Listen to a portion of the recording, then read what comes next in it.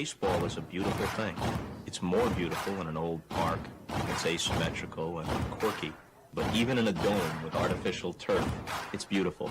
The way the field fans out, the choreography of the sport, the pace and rhythm of it, the fact that that pace and rhythm allows for conversation and reflection and opinion and comparison. In right field, the crowd is tormenting Strawberries, singing, Darryl, Darryl. Little roller up along first, behind the bag. It gets through Buckner. Here comes Knight, and the Mets win. And there's a fly ball deep to left. It's on its way. There it goes. And the Yankees are going to the World Series. Aaron Boone. Ground ball stabbed by Folk. He has it. He underhands to first for the first time in 86 years. The Red Sox have won Baseball World Championship. Can you believe it? It's a pastime, something you do. It's entertainment, something you watch. And it's a shared experience, something you talk about and read about. But you can apply those same three criteria to other things. What makes baseball special is that it's the best game that's ever been devised. Smith corks one into right down the line. It may go. Go crazy, folks. Go crazy. Sure as God made green apples, someday the Chicago Cubs are going to be in the World Series. A little bouncer slowly toward Bryant. He will glove it in front of Rizzo. It's in time. And the Chicago Cubs win the World Series. Cubs win. What a lucky break. The good Lord wants the Cubs to win. How can you not be romantic about baseball? There's a very peaceful thing. It was created and played in pastures and meadows. There's grass, there's outdoors, there's everything that people thought was American and feel about America. You get in a ballpark, and it's the wonder of walking through that dark tunnel and seeing a huge open space where men play the little boy's game.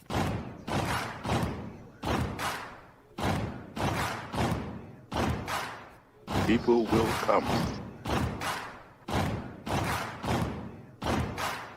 They come for reasons they can't even fathom. I'm not sure why they're doing it. They'll arrive at your door, as innocent as children, longing for the past. Sit in shirt sleeves on a perfect afternoon. They have reserved seats somewhere along one of the baselines. Back when they were children, cheered their heroes. It'll be as if they'd dipped themselves in magic waters. The memories will be so thick that I've brushed them away from their faces. People will come. The one constant through all the years has been baseball.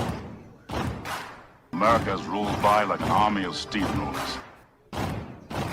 Been erased like a blackboard. Rebuilt and erased again. Baseball to mark the time. This field, this game, it's a part of our past. It reminds us of all that once was good, and it could be again. Oh, people will come. People will most definitely come. We're all told at some point in time we can no longer play the children's game. We just don't know when that's going to be. Some of us are told at 18, some of us are told at 40. But we're all told.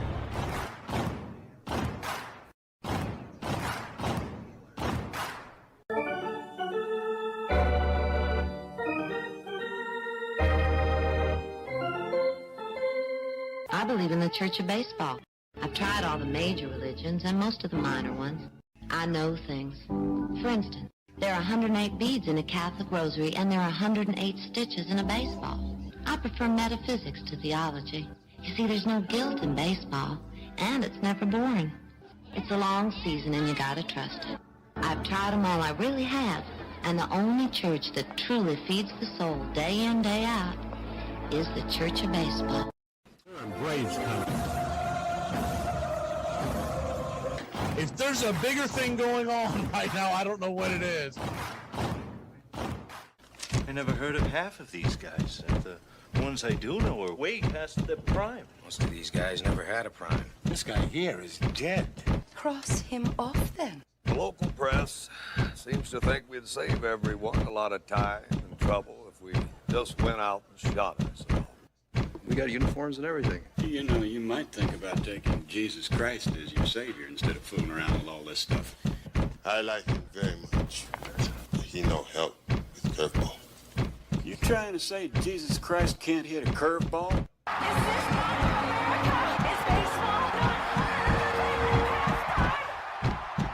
But I'll tell you, these fans are great. Listen to them. Hey, way to go, Rick. All of Ohio loves you. Come on, baby. Come on, Ricky. Come on, Ricky.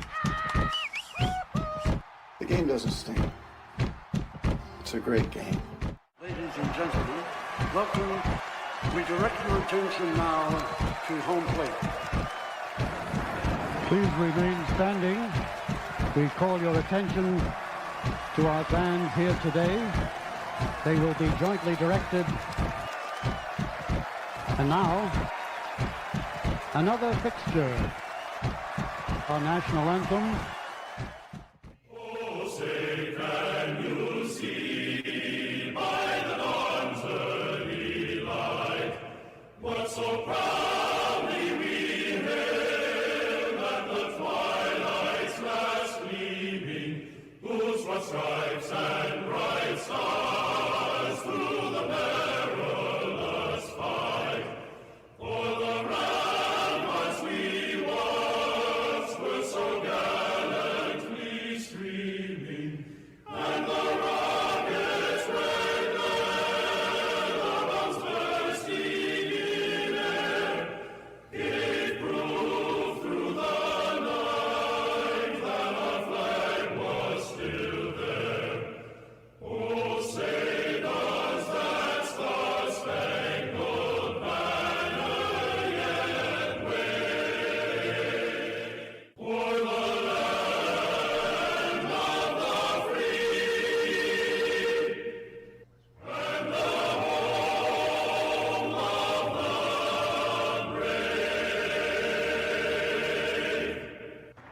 At this time, ladies and gentlemen, we'd like to introduce today's teams as participants in this historic game. Play ball!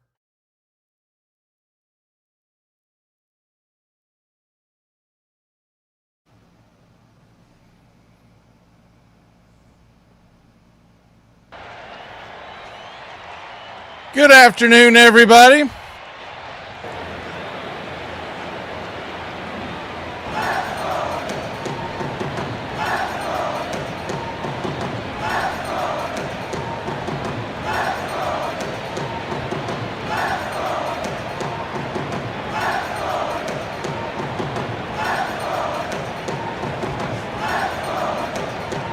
Time to knock the rust off as we come out of the break.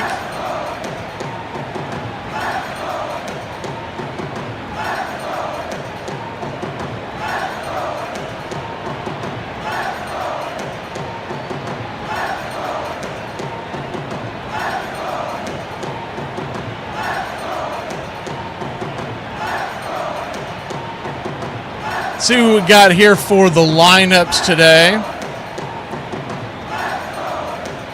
Tampa Bay Rays, the away team, will be leading off with Diaz as the designated hitter. Aranda at first, Caminera at third, Vladi at right.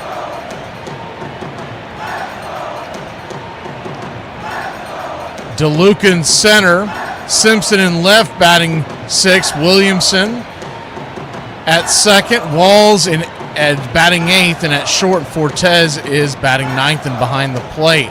Siegler will be leading off for the Red Sox. Raphael in center, Abreu in right field batting third, Durbin batting cleanup at third. Yoshida is the designated hitter batting fifth. Gonzalez, first base batting sixth.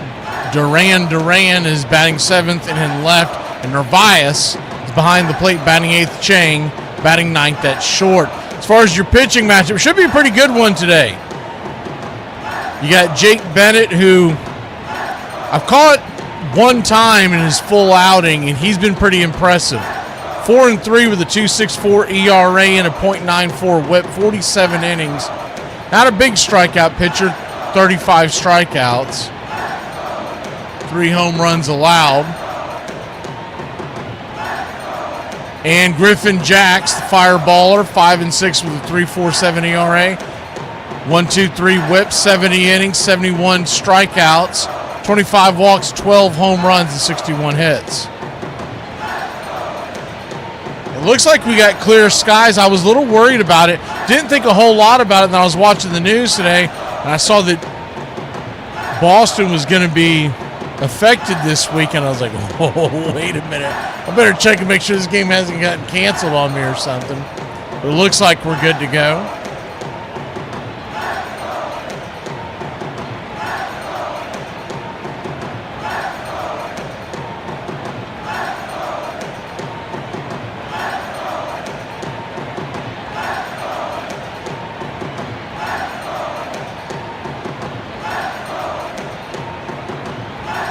We're just about set for pitch-by-pitch, play-by-play. Classic call of radio baseball. Boston versus Tampa.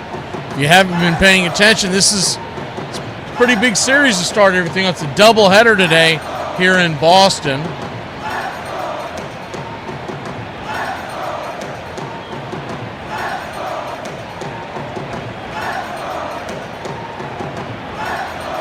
Looking at the overall standings for the American League.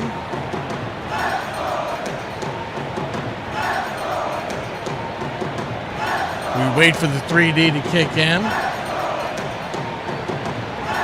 Tampa Bay comes in leading the AL East at 56-38. They're 3 in front of New York, 10 in front of Boston, but that's not what the Red Sox have their eyes on. The Red Sox are sitting after getting red hot, winning 9 in a row before the All-Star break.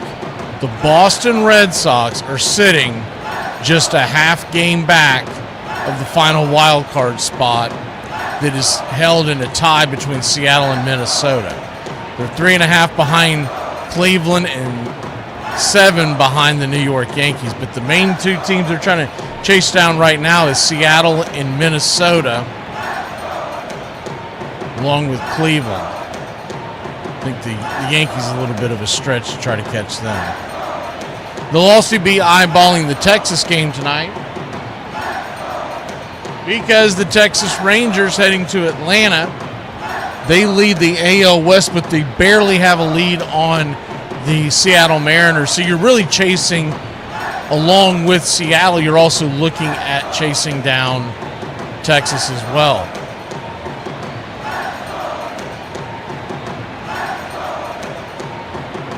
As soon as they lift the 3D, we will bring it to you.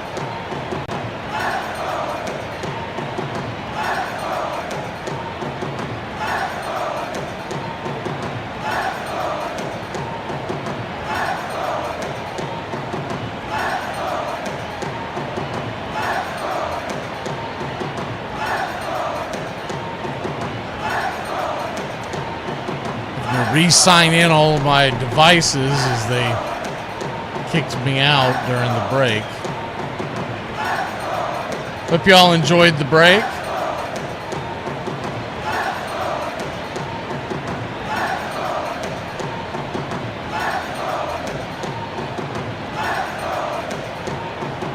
We are getting quite a bit of sunshine. It almost looks like the smoke might be in the backdrop. Wonder if that'll affect tonight's game.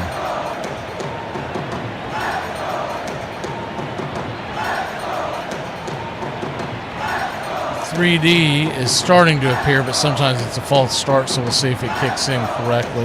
No, we're good to go. So let me go ahead and lift the curtain.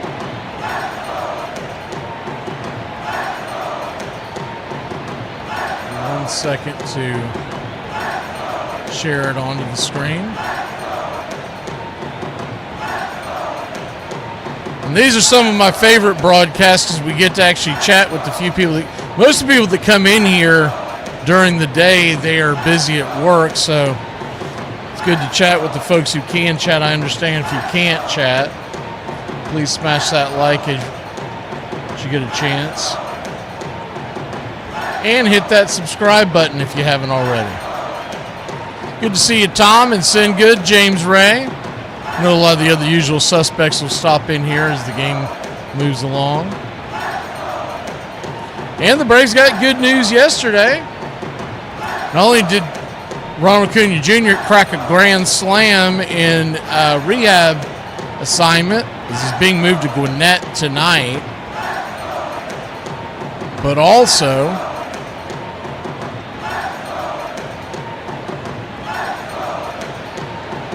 the Phillies got dumped by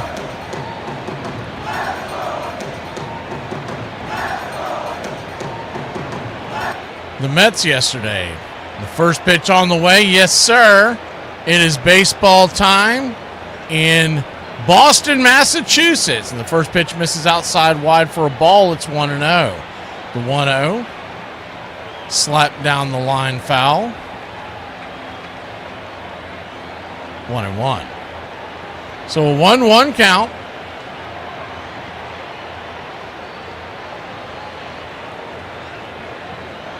Kicks and fires. Swing and a miss. 1-2.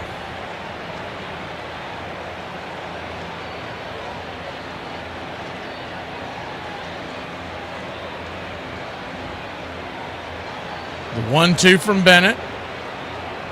Turns and kicks. Misses outside wide. 2-2.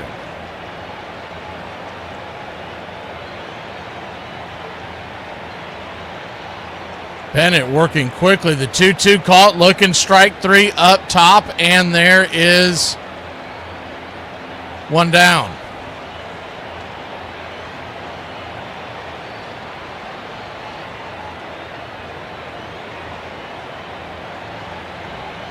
Good pitch there on the outer edge.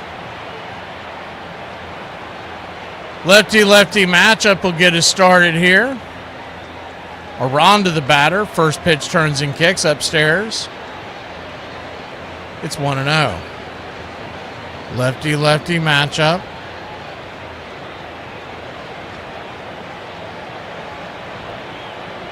Turns and spins. Swing and a miss. 1-1.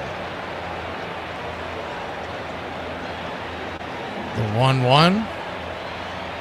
Swing and a miss just like that. 1-2. Pitch misses up high. 2-1. So a 2-1 count.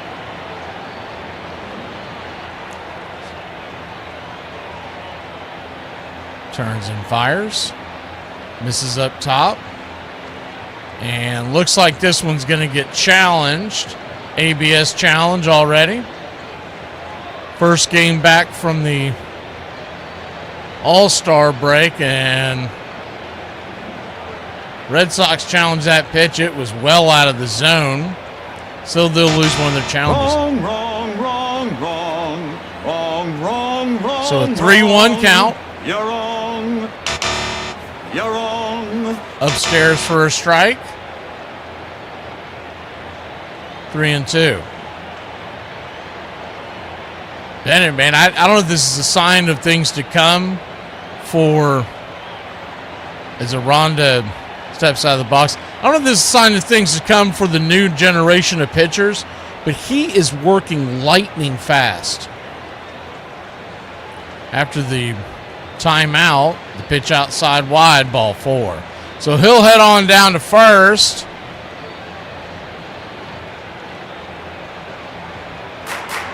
And it's a 1-out walk for the Tampa Bay Rays.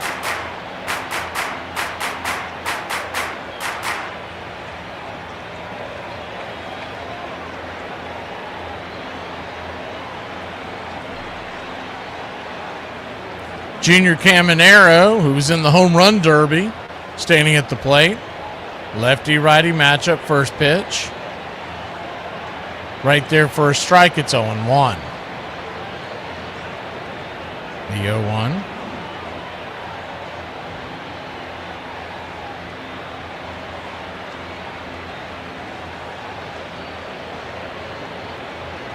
Turns and fires. Teardrop at the knees. Curveball called for a strike. 0-2. So an 0-2 count. Nothing your score. Runner at first, 1 out.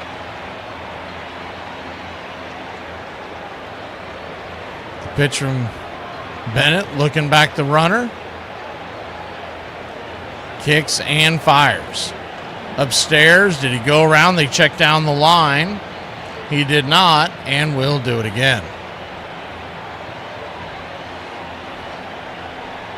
Yes, Ronald, the Mets beat the Phillies last night. It was a matchup of Christian Scott versus Aaron Nola. Scott got the best of him. The home run ball was the key to that game. The 1-2 pitch, swing, lifted into center field, drifting over, making the easy catch is Rafaela, and there's 2 away. So the Braves come in to today's action. 2.5 in front of the Phillies now. They will be off today. The Braves have a chance to go up 3, or they'll drop back down to 2, depending on tonight's game.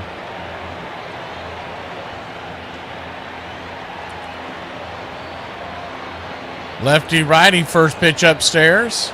Misses high. 4-seam fastball to Vlade. It's 1-0. Braves are 4 up in the loss column, but I know most fans pay attention to how many games they are in or out. The 1-0. Upstairs, 1-1.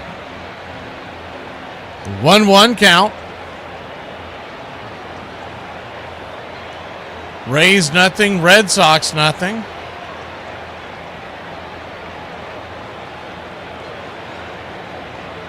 The 1-1 pitch, swing lifted. High into left field, but not very deep. Very playable. Duran makes the catch, and that'll end the inning. Red Sox will grab the sticks when we return here on the Braves Country Radio Network. I was today years old when I realized all the money that my mama was holding for me when I was a child, I never saw again. How was it possible that in high school I would wake up early, do 8 hours of school, play a sport, then go to my club practice, come home, eat dinner, do my homework, and then do it all again the next day? Like, now I get coffee with a friend and I'm like, I'm wiped. I'm tired. Say a girl's name. Susan. Susan? Yeah, what? Who is Susan? Susan is a girl's name. It's a girl name. Why is that the first girl name that comes to mind? I don't know. Oh, this is a test. Okay. Why would... I was in a drag race this morning. I got disqualified for wearing sneakers instead of high heels. One of the fiercest rivalries in all of sports, Boston and New York. Playing at Fenway Park in the Yankees and Red Sox games, it's very heated. The fans are into it. Yankees! You know, postseason games are special. When you're playing them at Fenway, it feels like life or death. It was game 3 of a series that was tied at 1 game apiece. And going head-to-head on the mound were 2 Boston icons, present and past. Red Sox-Yankees, game 3, Rocket against Pedro with everything on the line. And this showdown would go beyond the hype. And Roger Clemens continues to dominate. Swing and a miss, he struck him out. The intensity grew with each passing inning, and then tempers exploded. Look out. That is high inside, and now Manny walks out toward the mound. And he's shouting angrily at Roger. He's still got the bat in his hand. He wants him, and everybody's out. There's a fight on the side. Oh, my gosh, Don Zimmer. Boston would go on to lose both the game and the series to the Yankees. But as they looked ahead to 2004, they were determined to overcome that supposed curse once and for all. I'm a fan of whoever's playing the Dodgers.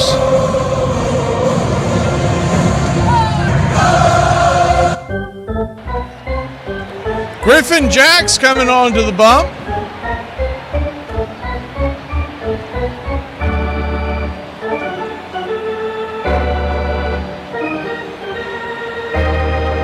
Righty-lefty matchup, the first pitch on the way. Lead off the bottom of the first inning is chopped on the ground by Siegler. He'll be a G3 putout to start the inning, start the second half of the season for the Boston Red Sox. 1 away. Left to right across the outfield for the Tampa Bay Rays is Chandler Simpson, DeLuca, and Vlade. Out in third to first around the horn is the first pitch right there from Griffin Jacks to Rafaela is taken for a strike. It's 0-1. Round the horn, third to first, it's Junior Caminero, Walls, Williamson, and Aranda. Fortes is behind the plate, and Jacks on the bump. The 0-1 pitch, swing and a miss. Bringing the fastball cheese, 95 miles an hour. It's 0-2. So an 0-2 count. Swing and a miss. Change up. Did he get a piece of it? They're going to say that was a swing and a miss, strike 3, and there's 2 down. I think Rafael believes that he got a piece of that ball. For the Tampa Bay Rays today, Griffin Jacks, he is a kitchen sinker. He will throw everything but the kitchen sink at you to try to get you out. 6-pitch mix. A sweeper comes in 26% of the time. Changeup 22 and the sinker 20. As the first pitch is right there on the inner cut for a strike at the knees, it's 0-1. Four-seamer 18% of the time. Curveball 9%. And the cutter to keep you honest at 5%. The 0-1 pitch. Swing and a miss, it's 0-2.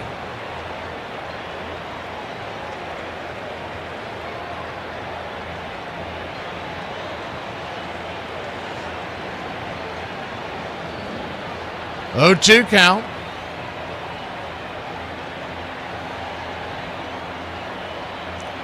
Kicks and fires. High and out of the zone. 1-2. Welcome in, folks. Your first time catching the BCR. We do every Atlanta Braves game and all in all about 300 MLB games throughout the year. The 1-2 pitch. Fouls it back. We'll do it again. Kind of went on an overview of what we're going to be able to do on the second half of the season. We've got a lot of doubleheaders coming your way. You see a TBD. We've got games earmarked. We just have to check to make sure weather and all that kind of stuff ends up making it available. But we will be doing a game on that day. If you see TBD, it's an out-of-town game. The 2-2 as the ball misses high. Willie Abreu batting .261 on the air with 11 home runs. The 2-2 pitch, righty-lefty, kicks and fires. Swing and a miss, strike 3. And Griffin Jacks mowing him down. We'll go to the top of the second inning. Nothing your score here in Fenway. What's Michael Jackson's favorite thing to do in the winter? Ski! Ladies and gentlemen, my name is John, and I like to have fun everywhere I go. I'm going to the national championship game. This won't be the greatest flight of my life if I can't get a Hoosier Riley cry out. At least some of you. All right? But on 3, say it loud and proud. 1, 2, 3. Hoosiers! Thank you! Yes! So, how did you die? I froze to death. Ooh, that must be so painful. I'm so sorry. Yeah, it was, but after a while you go numb, so you don't feel as much. How did you die? Well, I thought my husband was cheating on me, so I rushed home early from work, and he was just playing video games. I ran into the bedroom looking for evidence, then I ran into the bathroom looking for evidence. Nothing. Even ran around the garden, but still, nothing. So what happened to you? Well, I was so exhausted from all the running around, I collapsed and died. Yeah, if you had checked the freezer first, we'd both be alive. Prior to the 04 season, a familiar face appeared at the Gate B entrance at Van Ness Street to welcome Red Sox fans to Fenway. We were able to find a statue of Ted Williams doing something that was one of his greatest passions, which was comforting a kid at the Jimmy Fund. He's putting his hat on the head of a kid who's lost his hair due to treatments. It seems to all come to life in this one statue. With even more seats added during the offseason, the capacity of Fenway Park continued to grow. And yet, somehow they managed to make all of the new seats feel as if they've been there all along. There are really some tremendous sight lines that remain in that ballpark, whereas in a lot of ballparks, when they alter them in some fashion, some of those sight lines are lost. So I think the fans are greatly appreciative of what they've done inside that ballpark. And they've made some wonderful changes in the park since then, but still kept that close feeling that you get of being right on top of the action. Welcome back. First pitch swinging to start off the top of the second inning, and it's going to be a lazy fly ball out to Center field, Rafaela is right there on the beat. He'll make the catch. And one away, F8 in your scorecard. Game one of a double dip we have tonight, 7 o'clock Eastern. It's Braves versus Rangers. Of course, that's a game that interests Red Sox fans as they're trying to chase down the AL wild card. Lefty swung on and fouled down the left field line. Popped up out. It's 0-1.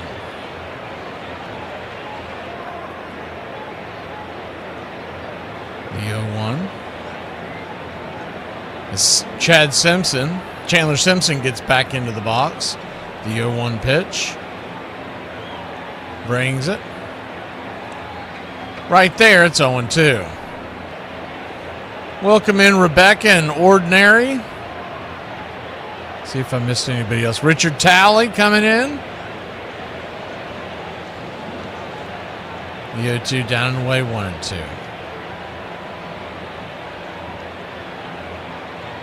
Renaud is asking about... I think they're playing those by ear, Stevens.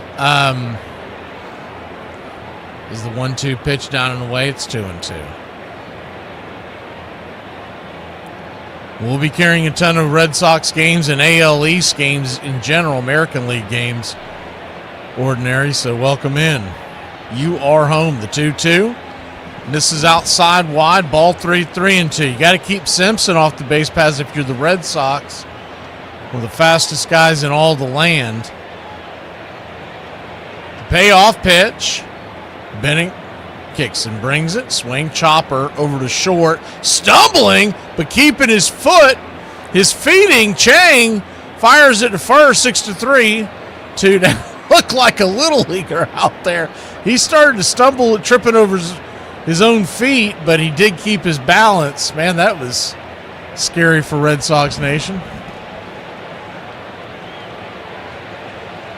So 2 up, 2 down. I think when you're talking about all that smoke, is the first pitch on the way, swing. Corkscrewed over towards first, a one hopper, and stepping on the bag is Romy Gonzalez, and that'll end the inning. Rays go down, 1-2-3. We'll be back in a flash. 0-0 here in Fenway.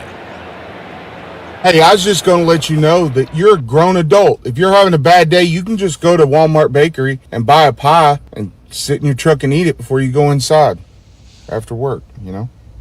It's not easy being a Met fan. Pete Alonso, a guy who loved being a Met, a guy who put up the numbers, a guy who played in every game, is now a Baltimore Oriole. You couldn't figure out how to pay this guy? Unbelievable. Big mistake. This follows after letting our closer, Edwin Diaz, go to the Dodgers of all teams, which followed letting Brandon Nimmo go, a guy that scored tons of runs for the Mets over the years, who loved being a Met. Is there a plan Met fans should know about?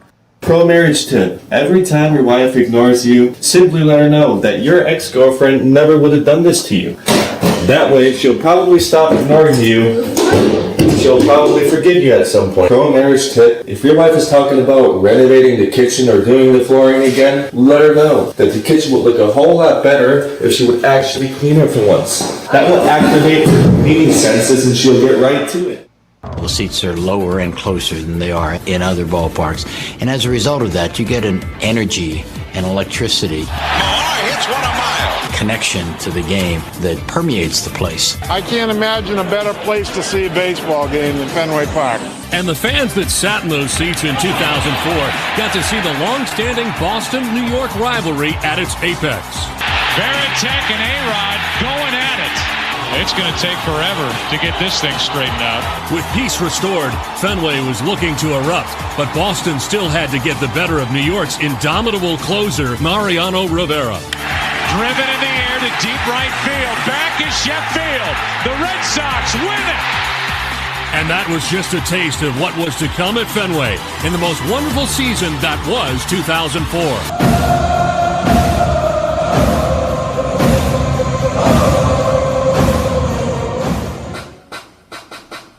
Welcome back. Righty-righty matchup. First pitch on the way to Chad Durbin is a sinker.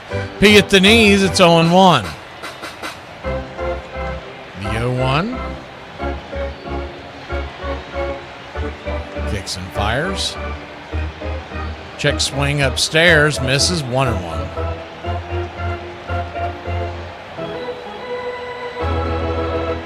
Yeah, it's funny. It's funny. Ordinary. The 1-1 pitch down and away. Ball 2-1. Some of us couldn't wait to get to the All-Star break because when you just see it's usually the pitching staff is on fumes. But then when you're the Red Sox and you win 9 in a row, you're like, no, can we keep playing? What are we doing here? The 2-1 pitch swing, smokes it up the middle, and it is a leadoff single for the Boston Red Sox. Good piece of hitting there.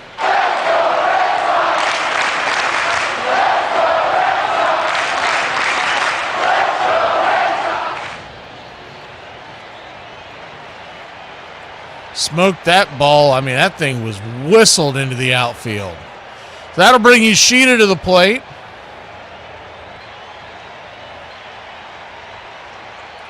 Righty-lefty matchup. First pitch swinging. And he just kind of corkscrews it down the third base line. Very slow ball hit, but it was against the shift. Everybody's going to be safe, and you're going to have runners at second and third, and nobody out. Masataka Yoshida, you couldn't roll it down the line better than that. A slow hopper that it ended up hitting that jet out just past the third base bag that stopped the ball from going into the corner. If it goes into the corner, they're going to score. Righty-righty matchup. First pitch upstairs, called for a high strike. It's 0-1. Ordinary, we're trying to work out a deal to bring Garrett Crochet into Atlanta. The 0-1 pitch. Swing and a miss. 0-2. Or maybe this Jake Bennett kid, man. This kid looks pretty good. I've got him on my fantasy dynasty team. That kid ain't going anywhere. Tampa Bay Rays have the infield pulled in.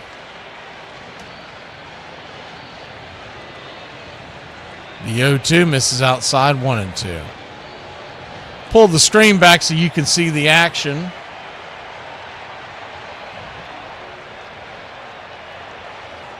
Sox nothing. Rays nothing. The 1-2 pitch, swing and a miss, chased a bad one in the dirt. Bat at bat there by Romy Gonzalez, and there's one away.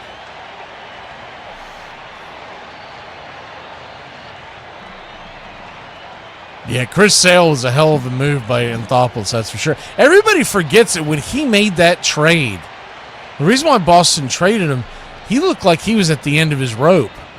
First pitch swinging, chops it down the line, foul. It's 0-1. He battled so many injuries, and he was really taking a big risk. At the time, now looking back on it, it was, what's the worst that's going to happen? You're going to lose Vaughn Grissom. But Vaughn Grissom looked like the up-and-coming bat in the Braves infield. But at the time this happened, there was a logjam. Righty-lefty matchup, the 0-1 pitch. Pitch high and out of the zone. They'll chase the runners back to the bases, 1-1. 1-1 count. Jarren Duran batting .194 on the year. Pitch outside down. 2-1. He does have 13 home runs. Really expected him to hit a lot better this year as far as from the OPS and average standpoint, coming off what was a pretty good WBC. The 2-1 pitch, swing, and that ball is smoked. Rocked and clocked up against the wall. Out there at the 420 sign, making the running catch is DeLuca for a loud out number 2.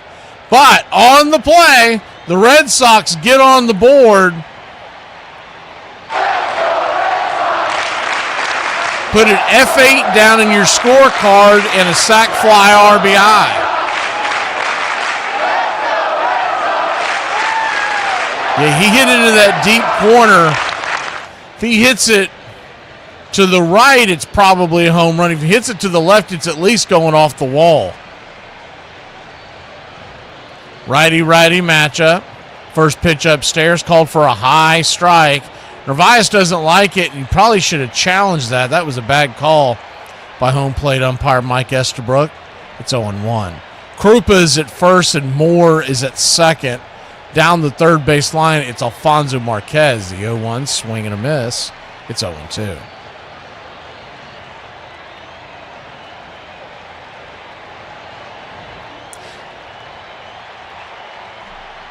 Suarez was a signing from a couple of years ago. Everybody forgets about that.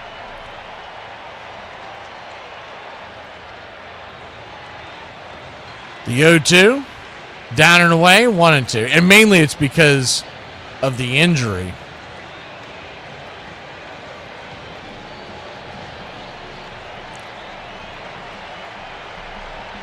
It's Chris Sale night, Rebecca, so you should have fun. The 1-2 pitch. High and up top, 2-2. And they're countering with Cal Quantrell. We got a very good chance of coming out of the gates with the win tonight, assuming the bats do something. You never know how your bats are going to react coming off the All-Star break. But good news on the front of the Atlanta Braves and rehabs, the 2-2. Outer edge, full count. Cuna's being sent up to AAA. He had a grand slam yesterday. Now, that was in the Florida Coast League. We're talking about single A ball. We're talking about going up against little kids, essentially. Ha-Seong Kim hit a home run during one of his rehab outings. The payoff pitch, swing. And that ball's going to get dropped into right center field. That's down for a base hit. And it's 2-0 Boston. Not a hard hit ball, but hit them where they ain't.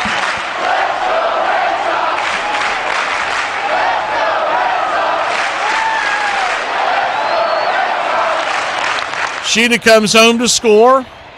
It'll be an RBI for Narvaez. It'll look like a hard hit rocket through the hole in the scorecard. Just kind of doinked it out there over the infield and in front of the center fielder. Righty-lefty matchup. First pitch right there. Chang, the number 9 batter. Sung Chang, which is why I usually call him TC.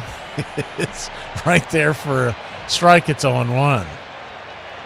The 0-1 pitch, swung on, lifted. Out of play, it's 0-2.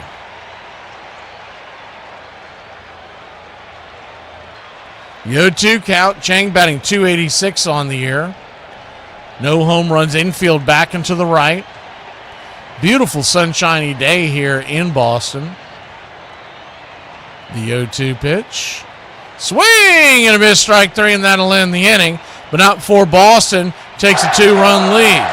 We'll go to the top of the third. Ray's turn when we return here in Fenway. Why did Dracula fail in art class? Because he could only draw blood. Pro marriage tip: if your wife catches you looking at other women, simply let her know that if she were to get in shape, you wouldn't have to do so. Pro marriage tip: if you want a long-lasting relationship, it all comes down to problem solving and communication. So the next time you walk into the kitchen and the dishwasher starts making those noises, simply tell your wife to take a deep breath and shut up. And it might be louder, but at some point, eventually, it will stop. Am I thriving? No, but I'm wearing pants and I haven't joined a cult today, so I think we're trending upwards. You're using ChatGPT? Paraphrase. Homie, you don't use consequential in your everyday language. Now it's awkward. Now I'm like, why do you chat to answer, how are you? I have social anxiety, but come on now. Use it in a professional setting. That I get. Like a coworker that you don't like. So you can be like, yo, Chad, how do you say, go f*** your mother, in a professional way? The hopes of Boston fans were dealt a crushing blow that year when the Yankees took a commanding 3-0 lead in the LCS. It has been the Boston Massacre. And they lost that third game by an embarrassing 19-8 score. A rout of epic proportions. Fenway felt more like a funeral. And this is a nightmare for the Red Sox and their fans. But it wasn't over yet, and some still kept the faith. Don't let the Sox win this game. Don't let us win this game. You cannot count the Sox out. We just don't make it easy on ourselves. Down and out, and then BAM! Sox Nation take over. Still, Boston trailed by 1 in what would have been the clincher. And if they were to change that, they'd have to get to the best closer ever. The Red Sox are 3 outs away from being swept. But history is made one step or walk at a time. And there's life for the Red Sox.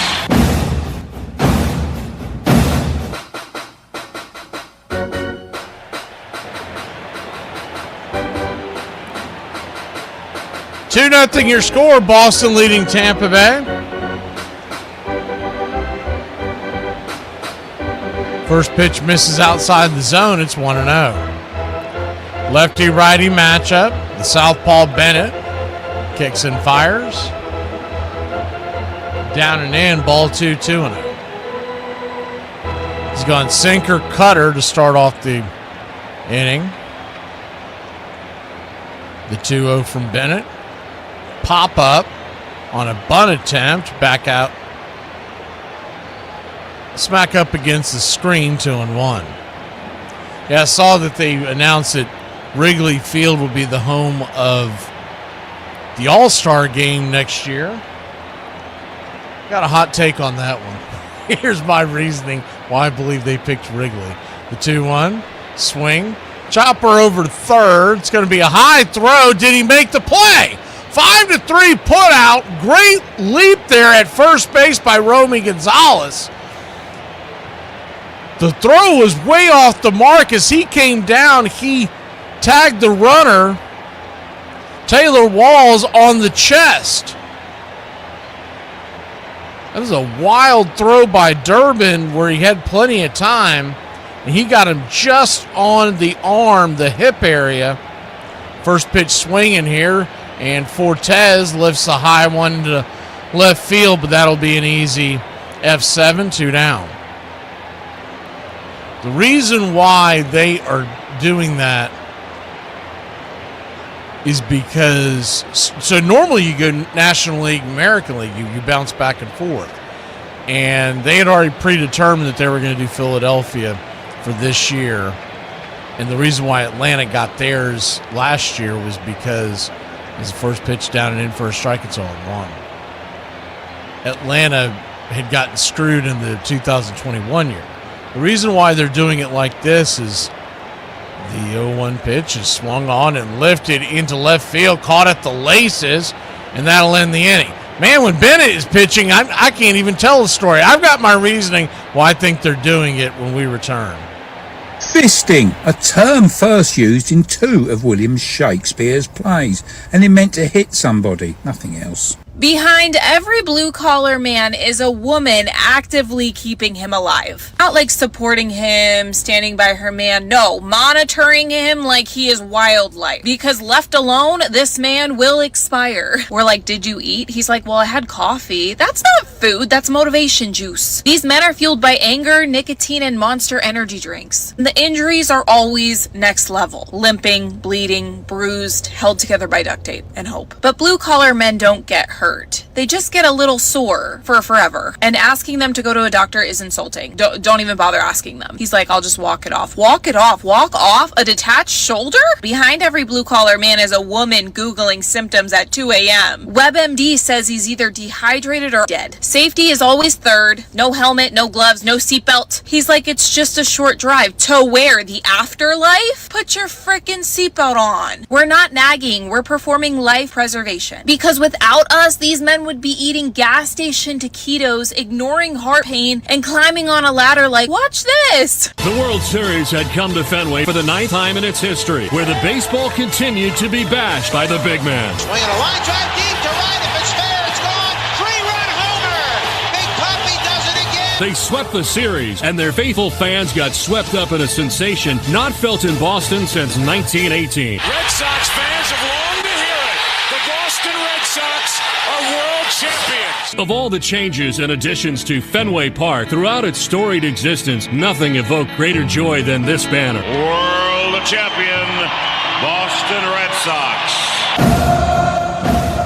I got like hella money. I got like $5. What? Lincoln?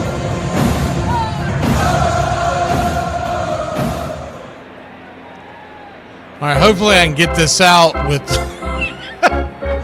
Griffin Jack's pitching. I'm telling you, man, this Jake Bennett, he grabs the ball and fires it right back immediately. Reminds me of when I saw when they first came up with the pitch clock and Jesse Chavez down in the down on spring training. It's the first pitch from Jackson right there at the knees for a strike. It's 0-1. Major League Baseball is going to have a lockout. It's going to happen. Now, how long of a lockout, that can be debated. Not really important to the story. Is the 0-1 pitch swing. Slices it into left field, and that's down for a base hit. Leadoff base hit for the Red Sox to get the bottom of the third going. Good piece of hitting there to start the inning off by the leadoff man, Siegler. They are going to have a lockout. Now, let's say it's a longer lockout. What better way to bring fans back to the nostalgia of baseball than having the All-Star game at Wrigley Field? First pitch swung on, fouled away. It's 0-1. And so that's why I believe they got that they went back to Wrigley. It was either that or go back to Fenway, because those are the two stadiums that have the most nostalgia left in the sport. The 0-1 pitch, swing and a miss. It's 0-2. I would have liked to have seen it back at Fenway, to be honest with you, because you do need to mix that up. And have been to both parks. I preferred Fenway over Wrigley, but they're both great experiences. The 0-2 pitch, swing, chopper, over to short, and gloved over there by Taylor Walls. Nifty flip to second from glove to glove. 6-4, one away. That was a great play. Williamson had no chance to turn two. They did get the lead runner.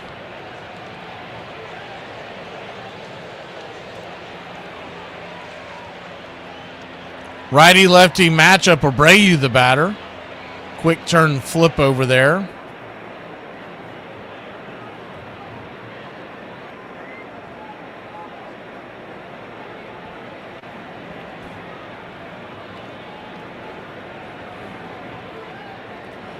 First pitch on the way. Runner goes high, throw, and that ball dribbles behind second base. A leaping attempt by Walls, hit the top of his glove. The runner in scoring position will go ahead and try to move this screen back. There he goes. Just got a piece of that. If not, runner might be standing at third. The 1-0 pitch. Kicks and fires. Outside wide. 2-0.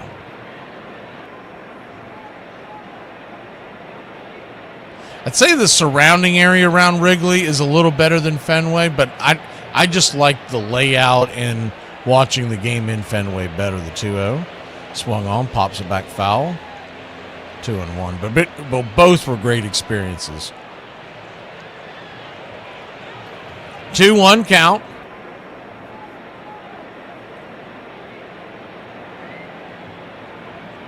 Yeah, it's hard to beat Truist Park, Rebecca. Honestly, I mean, 2-1 pitch in the dirt, 3-1.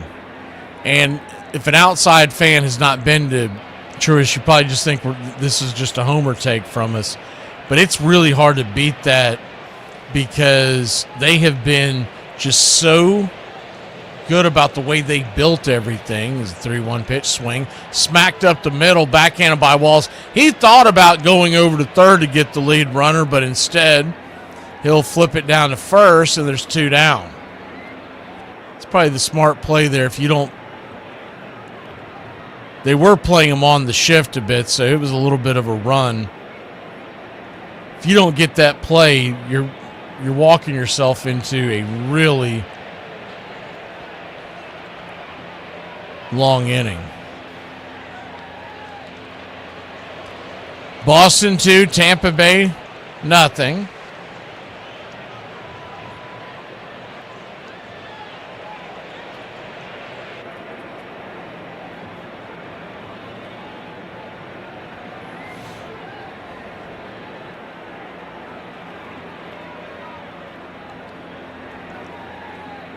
Standing at the plate now is Durbin.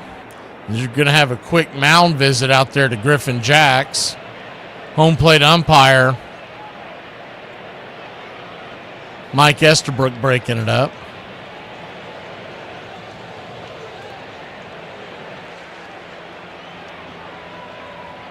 Good to have baseball back, that's for sure. So Chad Durbin, the batter, 1 for 1 on the day with a single to center. Righty-righty matchup. First pitch swinging, pops it up into left center field.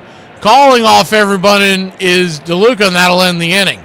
Boston 2, Tampa Bay nothing. We'll go to the top of the 4th here in Fenway. Why, eh? Why did that start in Newcastle? Well, why for a start means why, yes. It means certainly, definitely, yes. And it started hundreds of years ago because it was originally a Norse word. I was their way of saying yes. So that's where it comes from, Viking times.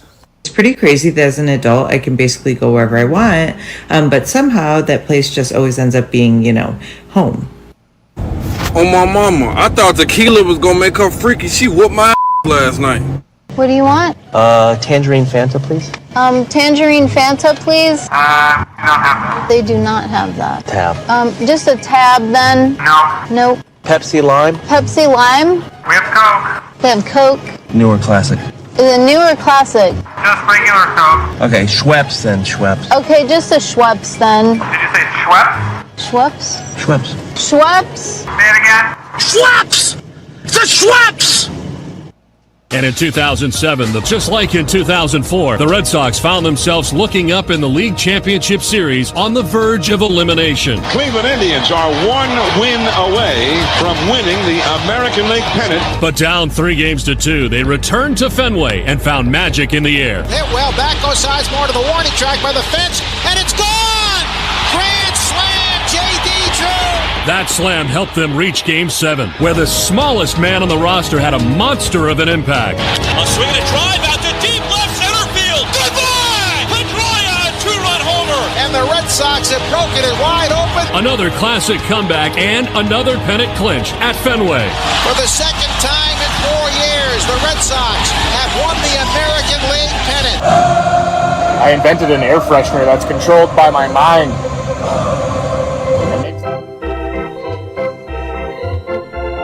Welcome back. First pitch swinging here. Aranda will knock the cutter high in the air into center field. Rafaela there with the catch. F8 on your scorecard, and there's quickly one away. 2-0 Boston, top of the 4th inning. Game 1 of their doubleheader. Game 1 of our doubleheader tonight, 7 o'clock Eastern. It's Atlanta versus the Texas Rangers. Of course, the Rangers in the mix with the AL wild card as well. First pitch. This is outside wide for a ball. It's 1-0. Right now, Tampa Bay Rays are focusing on trying to win the AL East. They have a 3-game lead over the New York Yankees. The 1-0 pitch swing rips it into left field. That's due for a base hit. And it's a 1-out single for the Tampa Bay Rays.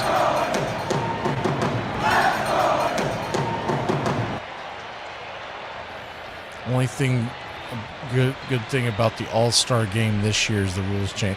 I'm assuming you're talking about the Home Run Derby. I'm going to enjoy the Home Run Derby no matter how they do it, to be honest with you. I'll try to dissect and I don't really care. It's fun no matter how they do it. First pitch on the way is fouled away. It's 0-1. Honestly, if you paint me in a corner and tell me to pick, I like the idea of a clock, because I don't like them sitting there spitting on pitches waiting for theirs, to be honest. I mean, I want to get the thing over with because it's just a goofy exhibition. The 0-1. Swing pop-up. High in the sky.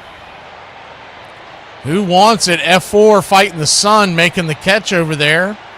Siegler, and there's 2 down. What I would like to change about the All-Star game is going back, and I know it's not popular, but it made it more interesting, and that is the winner, the league that wins hosts the World Series, because you're only talking about 1 game in a 7-game series. So who really gives a crap, right? First pitch is a bunt dropped by DeLuca, and he'll be out 5-3. Good fire to first from Durbin. Nifty play. He had to barehand it and had very little time to do it. We'll be back in a flash. 2-0 Boston. Bottom of the 4th we go. I don't know who need to hear this, but if I let you over in traffic, you better hit me with that. You better give me my little wave. How did one man launch radio into the future? In 1921, when Harold Arlen broadcast the first Major League game, it was bad. For years, Arlen and fellow broadcasters had no banter, only silence between plays. It needed a jolt. And then came Babe Ruth. In 1920, Ruth hit 54 home runs.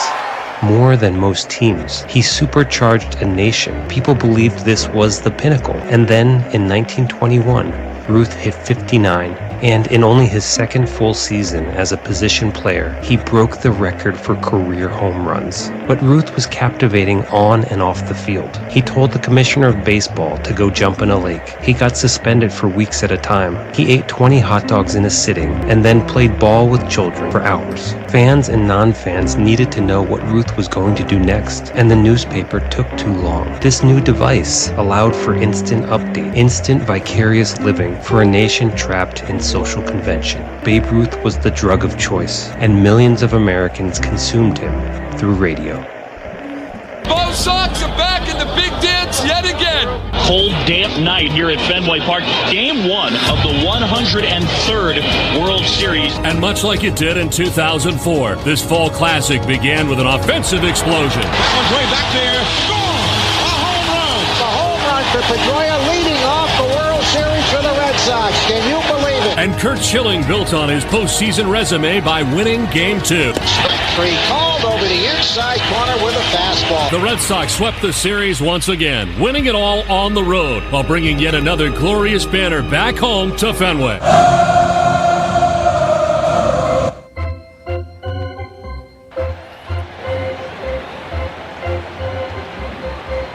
Griffin Jack's back to work. First pitch swinging. Yoshida fires it towards right field. That ball is back on the track. She is gone.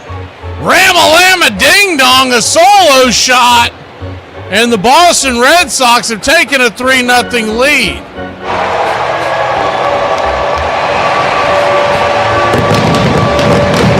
Holy Toledo.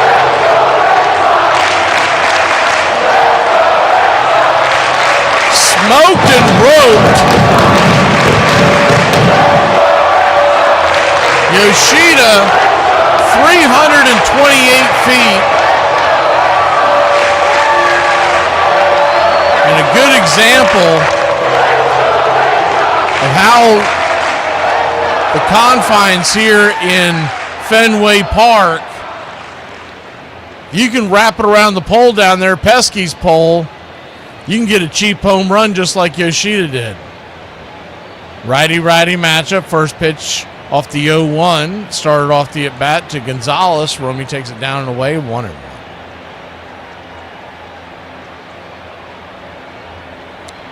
No, but the Mets did beat Philly last night. Rebecca. The 1-1 off the plate. Ball 2, 2-1. 2-1 count. I watched most of that game. That was a hell of a pitching performance by Christian Scott. The 2-1 pitch right there at the knees, 2-2. So the Braves have a 2.5 game lead on Philly, and it's 4 in the loss column. Philadelphia and New York will not play today. They have the day off. The 2-2 outside wide, ball 3-3-2. Philly's got some tough games. I mean, not that the Braves don't, but Philly after this Mets series, they have to face their host team, but they're going to face the Dodgers next week. 3-2 pitch. Swing and a miss, strike three. Griffin Jacks gets him out in front. It's his 5th strikeout of the day. 1 away. 1 up, 1 down. So far, Bennett has just the 1 strikeout, 1 walk, 1 hit, but he's scoreless through 4. Jacks 3 1/3, 3 earns, 5 hits. They've really gotten to him today, and 5 strikeouts. The first pitch in the dirt, Jarren Duran, it's 1-0. 1-0 count. So if the Braves do win tonight, they would expand their lead to a 3-game lead over Philly. But you love to get a little bit of that breathing room. The 1-0 pitch, swing. Fly ball into left field. Chandler Simpson out there makes the easy grab. 2 down. But it looks like Acuna's going to be back. My guess would be next week in the Padres series. I don't believe he's going to make it back in time for a game this weekend. He starts his rehab in Gwinnett. He had been in the Florida PCL League and cracked a grand slam yesterday. First pitch, Turner Vias is right there for a strike. It's 0-1. He's 1 for 1 with the single in the second. And Ha-Sung Kim is swinging the bat pretty well, too. But we'll see what he does when he gets to AAA. The 0-1 smacked hard on the ground. A 1-hopper into Caminero's glove. Flips it to first, and that'll end the inning. But not before. A solo shot put the Red Sox on the board once again. 3-0 Boston. We go to the top of the 5th. Leave your name and message. I'll get back to you. Just a drink. A martini, shaken, not stirred. Hell are you doing? I told you we weren't getting involved. You got us involved when you brought us here. Where are you from? What's your real name? What was it before you changed it? Giuseppe? That's all you need, one thieving wop on the team. It's much better than you stinking Irish. Oh, I like him. Just a drink. He can play. He can't throw. He can't throw and he can't field. Why do you like him? He gets on base. You want answers! I want the truth! He gets on base, so do I care if it's a walk or a hit? You do not. I do not. Just a drink.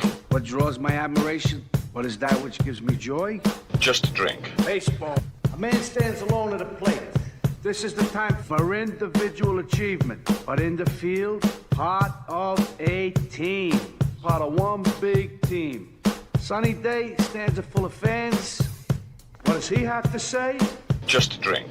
I get nowhere unless the team wins. The day may come when the courage of men fails, but it is not this day. Just a drink. Yippee-ki-yay, motherfucker. Forget it, he's rolling. I think he'll ever get out of here.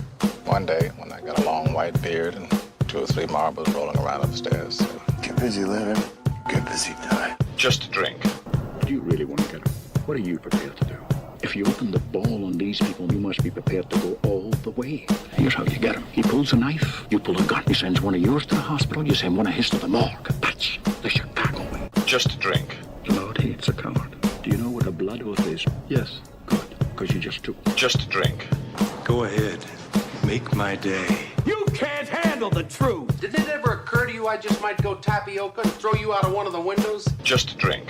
Perfect. Shaken, not stirred. Cheers. Cheers.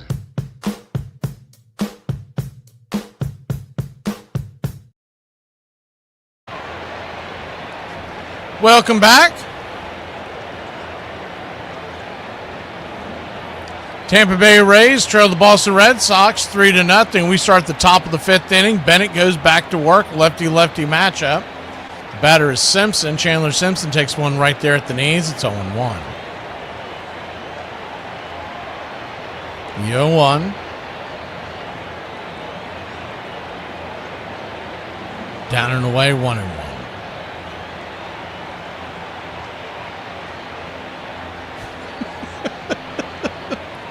Yeah, that's baseball, Rebecca.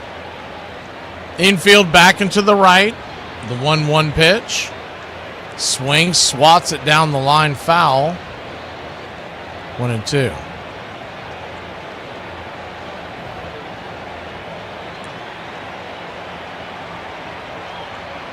Simpson 0 for 1 on the day with a ground out to short. Pitch misses off the plate, 2-2.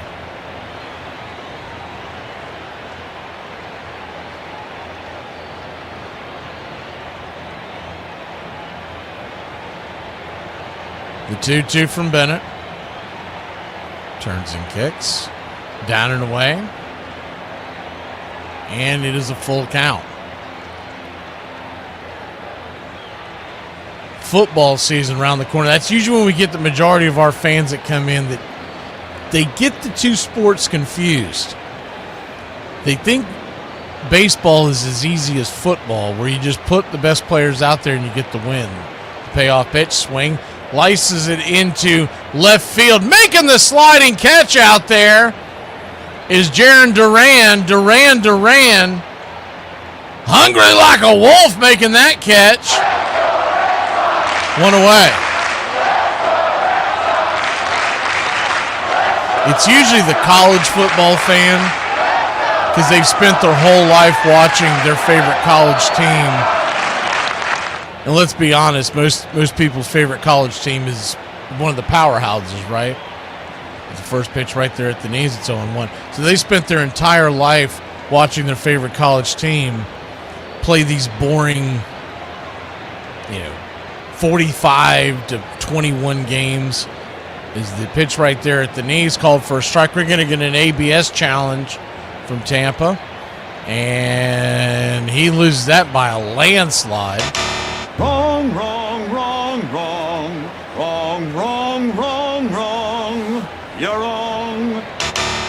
You're wrong.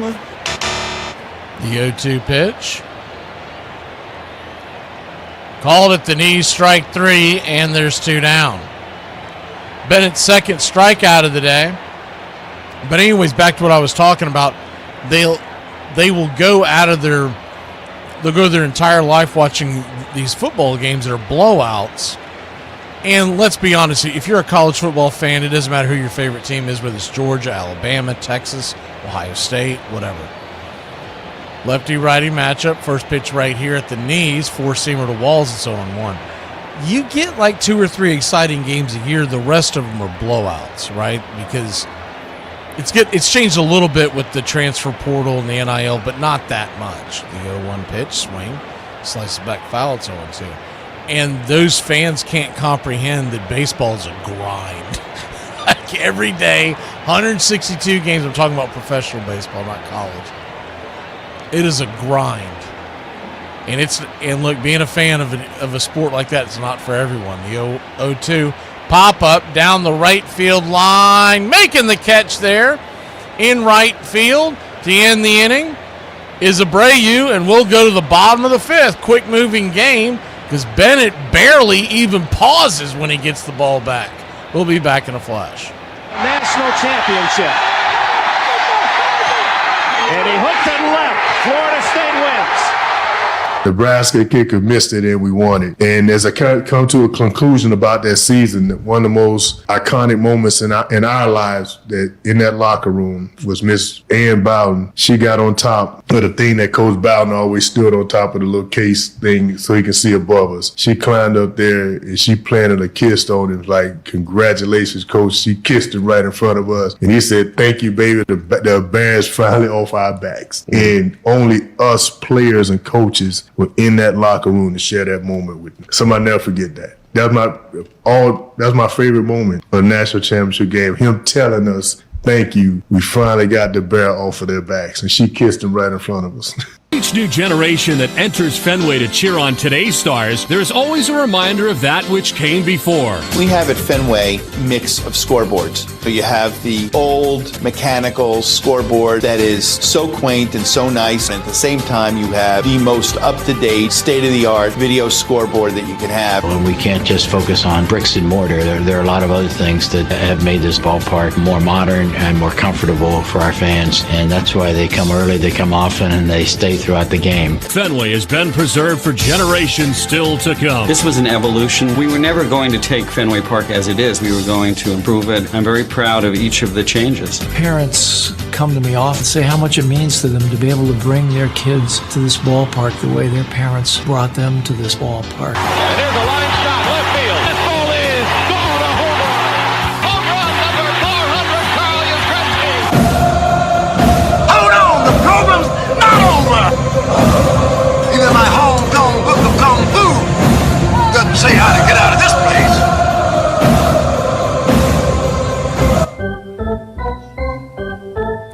Righty-lefty matchup. Griffin Jacks, the pitcher, goes back to work. First pitch is a P at the knees. It's 0-1. I think the funniest social media post that I come across with college sport, I quit following all college pages anymore because they do the same thing as the 0-1. Misses high, down, you go around. Marquez says he did not. 1-1. The breaking news, so-and-so has committed to such and such team. First of all, it's July. Second of all, is the 1-1 pitch. Down and in 2-1. Until they signed that dotted line, it meant nothing. Now it really means nothing because of the transfer portal and the NIL deals. The 2-1 count.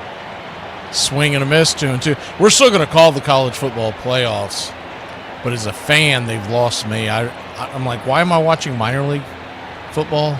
I'd rather just watch the majors like I do with baseball. The 2-2.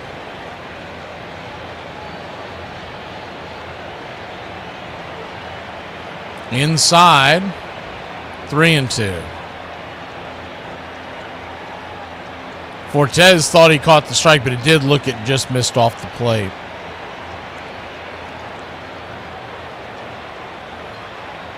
Full count. Swing, pops it up. High into left center field, and who wants it? It'll be DeLuca making the catch, and there's one away. But I used to follow all those pages when we did the daily sports talk show. Now we're just doing the Friday night football ones. We're going to talk about the point spreads. But I just got tired of getting these links that said, so-and-so has gotten a commitment, and you go in there, it's like the class of 2028. First of all, as the first pitch swung on, fouled back by Siegler, it's 0-1. And then second of all, you never see that guy show up again because SMU gave him more money. Ohio State came in at the last minute, and you're like, why did I pay attention to the SEC page? You go one right there for a strike, it's 0-2. Or the ACC page, the Big Ten page. Like, whatever happened to that quarterback? Oh, he's playing out in the Pac-12. The 0-2 count.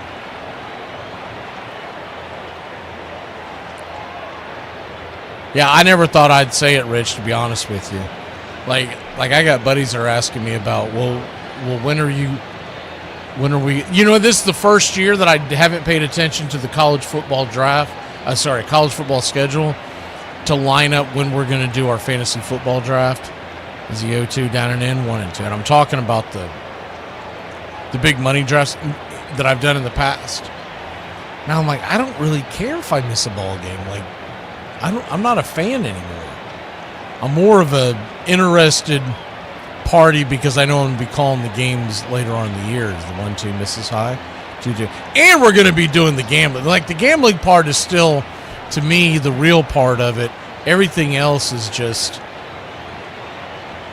you used to get guys that would sign with the team and you knew he was your guy for 3 or 4 years. The 2-2 swing, lifts it into center field, and it's down for a base hit, and it's a 1-out single for the Boston Red Sox.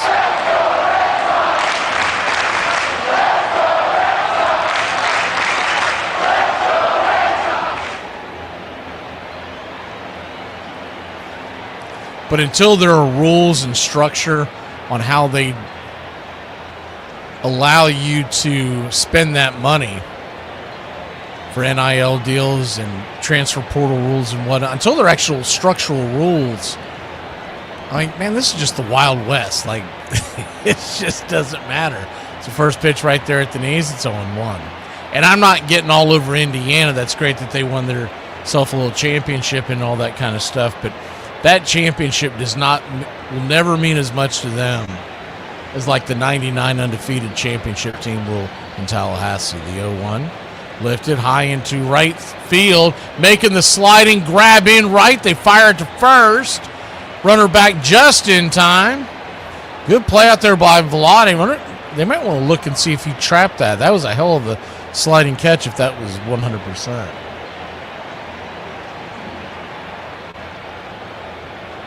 Nah, he made the grab. That was close. And even though I know we're going to get a work stoppage this next offseason, I'll still take Major League Baseball, just professional sports in general over. Because I'm telling you, that's the next step.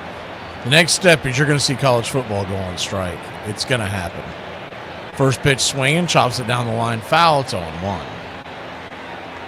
It's only going to take a small group of players that decide that they don't like whatever rule is in place, and there it will be. They used to, they had a strike threatened a few years ago in one of the minor conferences. I want to say it was even the Ivy Leagues, but whatever, they ended up getting ironed out. The 0-1. Swing and a miss, it's 0-2. Well, that's the problem, Rich, is the there's no cap rules in place. So you have a team like Alabama that might be spending $50 million on their cap, and I don't have the numbers in front of me, but then they're going up against like Vanderbilt, which might have $15 million. Well, how the hell are you in the same conference if that's even a thing? And there's no rule that says, well, we say we're going to spend 50, but we might decide to spend 60. And the same thing in the Big Ten and everywhere else. The 0-2 count, swing, rakes it down the right field line. Do it again. Like, for instance, the University of Miami, they way outspend everybody in the ACC. It's not even remotely close. But it's only in their football program. The rest of their sports programs are garbage because they're not getting any NIL money spent. The 0-2 count, swing and a miss, strike three, and that'll end the inning. We'll go to the sixth, 3-0 your score. Boston on top of the Rays here in Fenway. Billy, in today's economy, is a night at the dog track still affordable? Well, it's a classy place to bring your old lady. You work hard, you play hard. I'm not working currently, but yeah, you can still swing it. Here's some funny things I learned today by reading 1800s newspaper clippings about baseball. Number one, anything is legal if the ump isn't looking. During this period of baseball, there was only ever one ump on the field at any given time. It had to have felt like being a prison warden. Except all of your inmates are on the loose and famous and drunk and really good at the art of distraction because all of them were also vaudeville performers of some kind for some reason. And so if an umpire didn't see an out, the runner was safe. Yeah, no, I was totally safe. And he's the one that lost the ball. I definitely didn't huck it into the cornfield. Oh my God, the scorekeepers were struggling. So at this time, there were no stands, there were no bleachers, there were no chairs anywhere. It was just spectators standing around the field. So a lot of times the scorers couldn't see anything. But surely they had some sort of system to keep everybody there in the loop about what the score was, right? No! May we have a scoreboard, please? So these people are just having to like wander up to the scorekeeper's table to be like, hey guy, what's the score? Fenway Park, we want to thank you for the last 100 years and the next 100 years. People came to New England first, years ago in the 1600s. So our fandom has grown from that time, and they've come to Fenway Park over the years, and they brought their children and grandchildren. New England is an area steeped in history, and Fenway Park is very much a part of that. These are the seats in which your grandparents watched Smokey Joe Wood. This is where they saw Babe Ruth. This is where they saw Ted Williams play. It transcends baseball. It is a source of continuity for people throughout generations. I love it. It's paradise. A small patch of green where you don't expect it, and that is Fenway Park. What do you call 4 Mexicans in quicksand? Cuatro Cinco.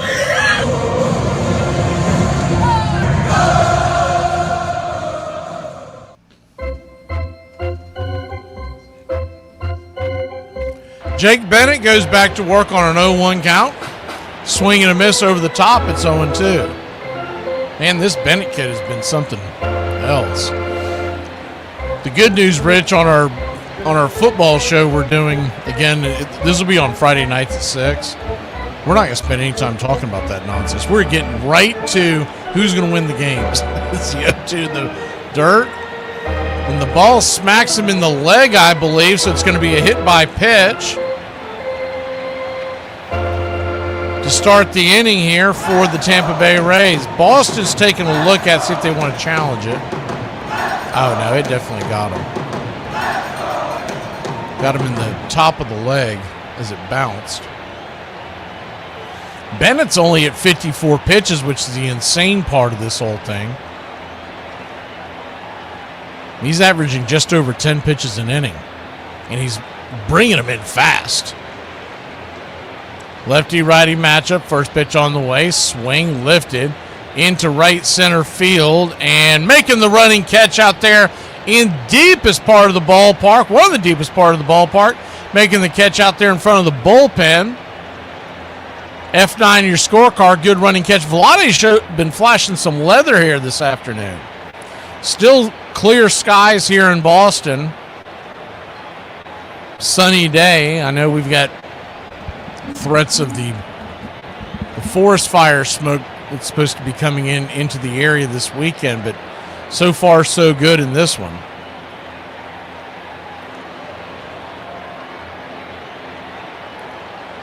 Lefty, first pitch up top. Aranda takes it for a strike. It's 0-1. Griffin Jacks, he's at 71 pitches in his own right. He's given up 3, struck out 6. Bennett has only struck out 2, but of course he has the all-important number in his advantage. Nothing on the board. The 1-0. Swing. Bangs it back foul. 1-1.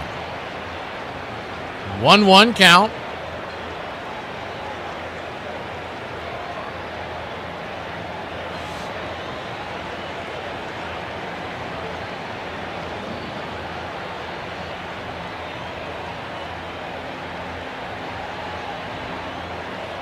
Brings it inside. Four-seam fastball misses 2-1.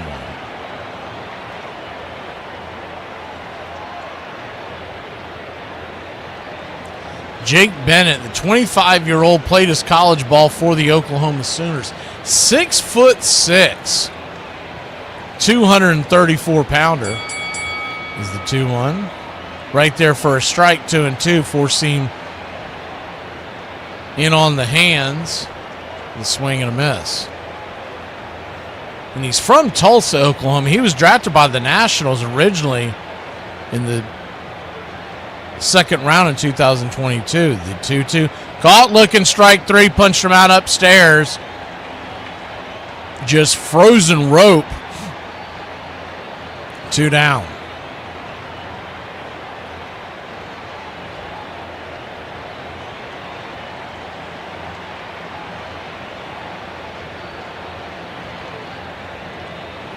Two up, 2 down. Or 1 on, 2 out, I guess I should say.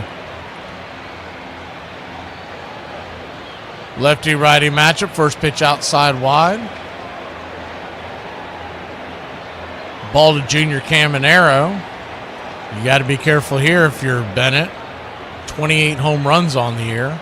Up near the top of the leaderboard in Major League Baseball. The 1-0. Just misses below the knees.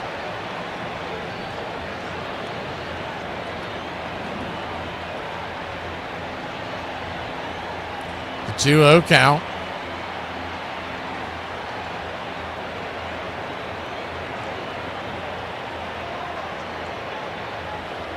Kicks and fires off the plate. 3-0. Boston acquired Jake Bennett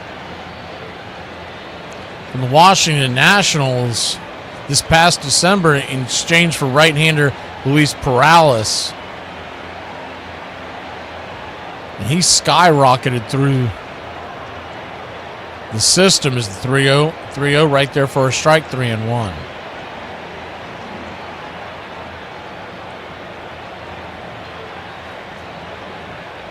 No, a lot of Red Sox fans are upset with Boston Red Sox front office, but that was a hell of a deal right there. The 3-1 pop up high in the sky into right field, and making the easy catch out there in right is Abreu. We'll go to the bottom of the sixth. 3-0 your score here in Boston. Wanted the architect dip his finger in blue paint so we could get the blueprints. Here's some funny things I learned today by reading 1800s newspaper clippings about baseball. Next up, the crowd was basically players in this sport, and they would do some dastardly to the opposing teams when they would visit. 1865, in a game between the New York Mutuals and the Brooklyn Atlantics, one of the away team's players tried to catch a ball. It rolled into the field. Spectators kicked the ball away back behind them. They did open the crowd to let him go back there and get it, but then after he went back there, they closed up again and wouldn't let him get back to the field. Also, pedestrians. People in the crowd would just walk across the field while the game was going on. If the authorities have the power to grant the use of the grounds to the club, we should think also that they have the right to prevent people from crossing, at least for the few hours a match occupies. Is it okay if we rope off this little section here just so people don't walk through like while the game is going on? Oh my god. We knew the trip was coming, but we just kept eating. Ain't did no skincare. Then 2 days before the trip, I want to go and try to order some clothes off Fashion Nova, knowing for a fact it ain't gonna get here in time. Turn me off. This was science fiction. It's another dimension. Exponential is the word. The leap is wild and crazy. Something Einsteinian. You had scientists coming and examining Ruth, and all kinds of strange, bizarre articles in the press about Ruth having superhuman vision or superhuman coordination. It was as though someone had come from another planet. The Babe's mammoth swing transformed baseball. He practically invented the home run. In 1920, he hit 54, a total no other team in the league could match. And he did it with an exhilarating presence and unmatched muscle that had never been seen before.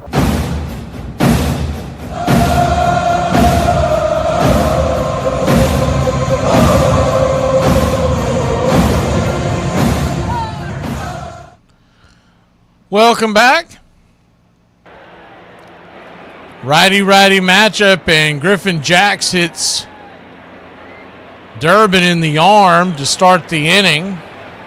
Appears to be okay. The sinker that just sunk in and smacked him on the, I believe it got him on the bicep. At first I thought it got him near the elbow. It looked like it went a little north of that.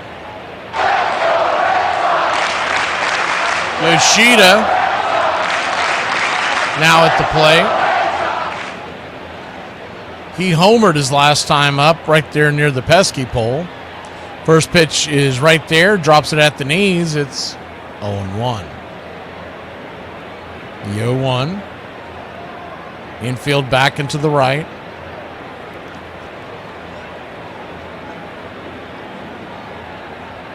Jacks comes set, turns and flips it over to first real quick.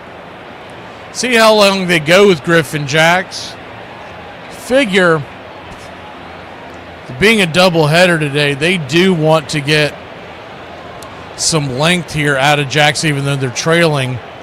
The 0-1 just misses outside wide, 1-1. They got that doubleheader tonight. They'll get the extra pitcher, but you got to figure they're going to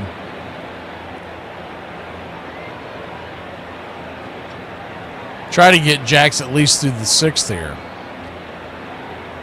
74 pitches in, the 1-1. Swing and a miss over the top. 1-2.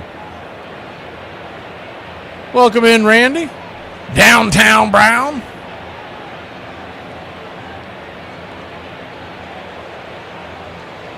The 1-2 count. Down and in, 2-2.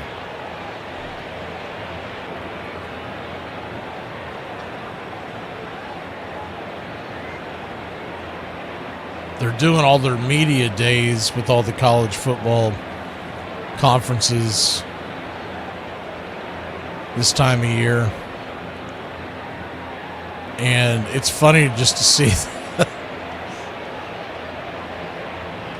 Like, I remember that being a big deal, and then now it kind of gets faded in the background because nobody wants to hear these coaches talk for 45 minutes about nothing, and then they'll pick a handful of players to interview as well. As the 2-2 pitch swing, ropes it into right center field, through for a base hit, and the Red Sox have something cooking here.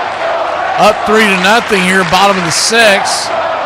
Runners on the corners and nobody out.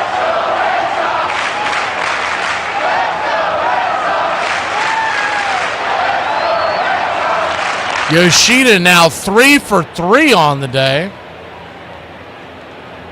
The home run, 2 runs scored, and an RBI.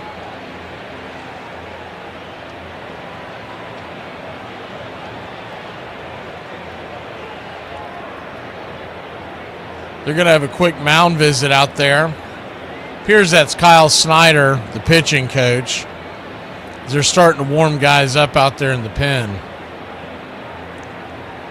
Jackson's probably going to have to figure out a way to get out of this inning because it looked like, from first glance out there in the pen, that they were just starting to stretch and wake up out there.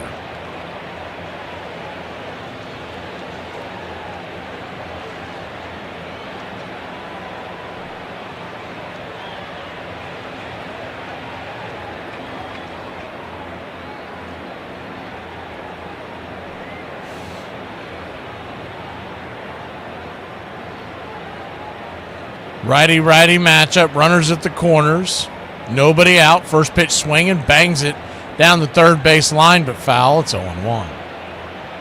Tonight we've got Braves and Rangers. Chris Sale on the mound for Atlanta.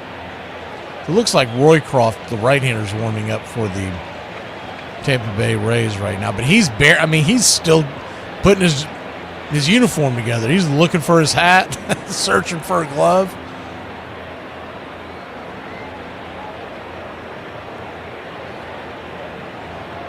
I do see, Rich, that Florida State and Alabama play in September. See if y'all can tie up that series.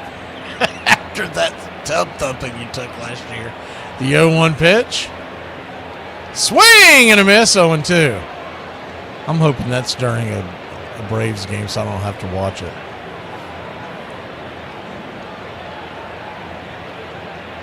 Good to see you, YouTuber.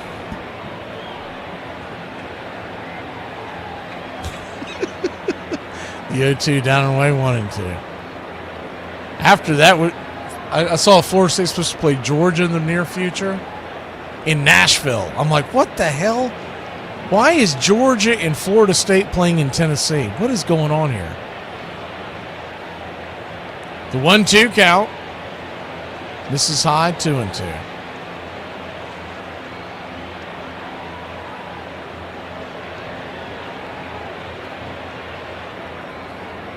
I don't even know if FSU will win 6 games.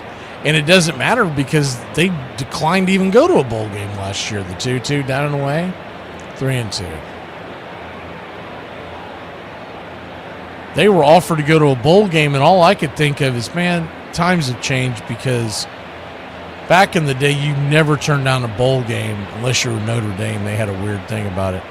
Because you wanted the extra time to practice. It's a 3-2 down and in, ball 4. Now the bases are loaded. There's nobody out.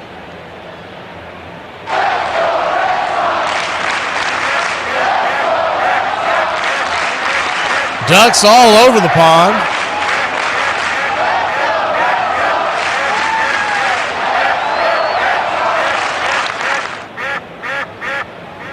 Jaron Duran coming in with the bases juiced. Griffin Jacks looks like he has ran out of juice. First pitch on the way, high and out of the zone. Those legs get tired. The ball goes high. It's 1-0. The 1-0. Kicks and fires. Swing, chopper up the middle. And that'll be at least 1 run. Here comes the throw into the infield. And it is 5-0 as the second run comes home. And the Red Sox have runners on the corners And still nobody out.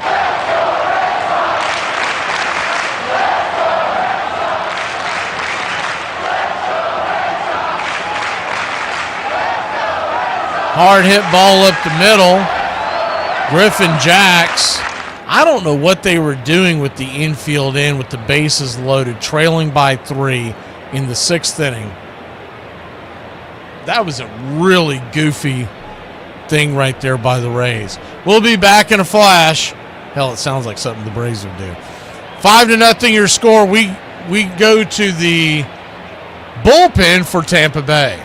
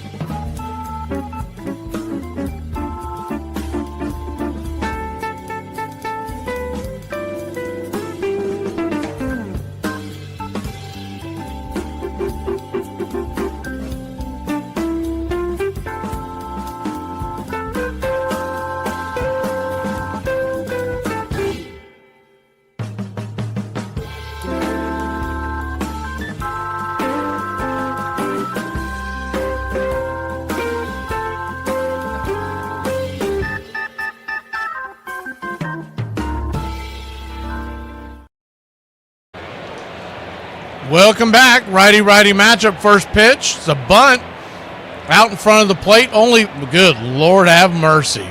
Fortes fires the ball into the outfield. And it's going to be an error on the catcher, E2. And the Boston Red Sox lead 6-0. What in the cripity was that? They dropped a bunt on a safety squeeze. It's a pretty darn good bunt as it was a high chopper.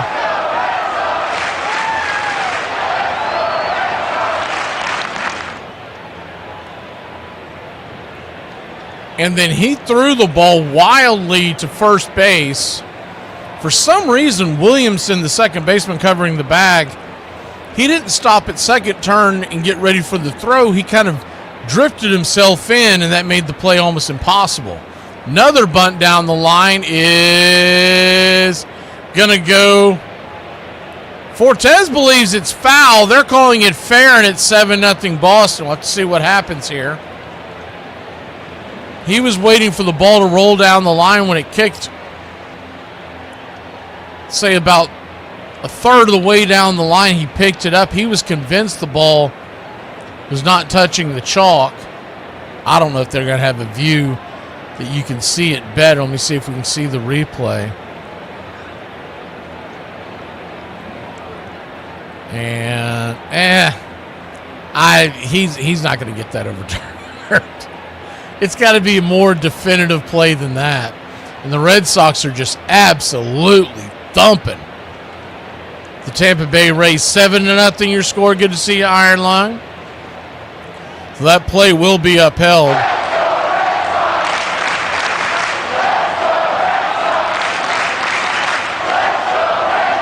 And Siegler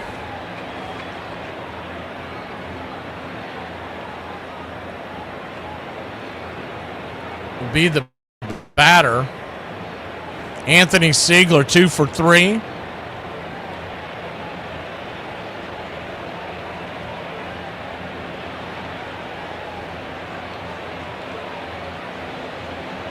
First pitch on the way, right there at the knees.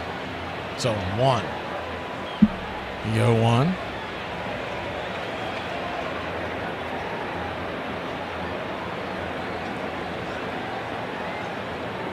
Yeah, football lives rent-free in Iron Lung's head, doesn't it? The 0-1 pitch. Swing, fouls it away. It's 0-2.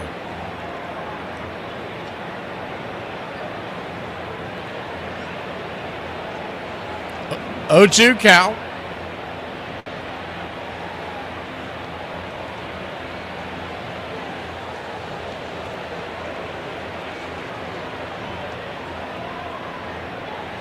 Time is called as Siegler steps out of the box.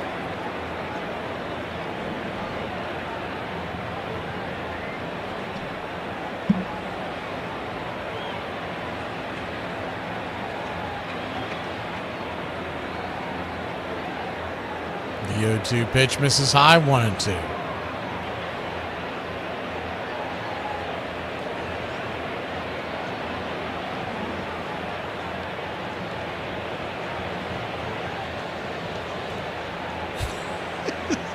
The 1-2 count. Roy Croft. Ball gets smacked up the middle. That's going to be a 4-6-3 double play. And there's 2 down. On the play, the runner from second moves down to third. 2 away here in the 6th.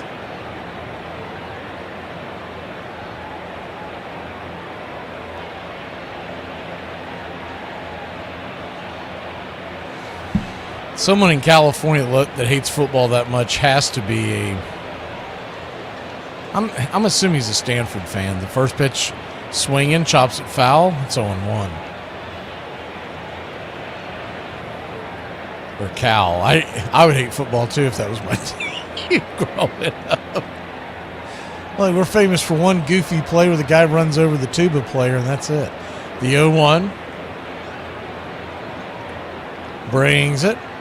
Swing, chops it off his instep. It's 0-2.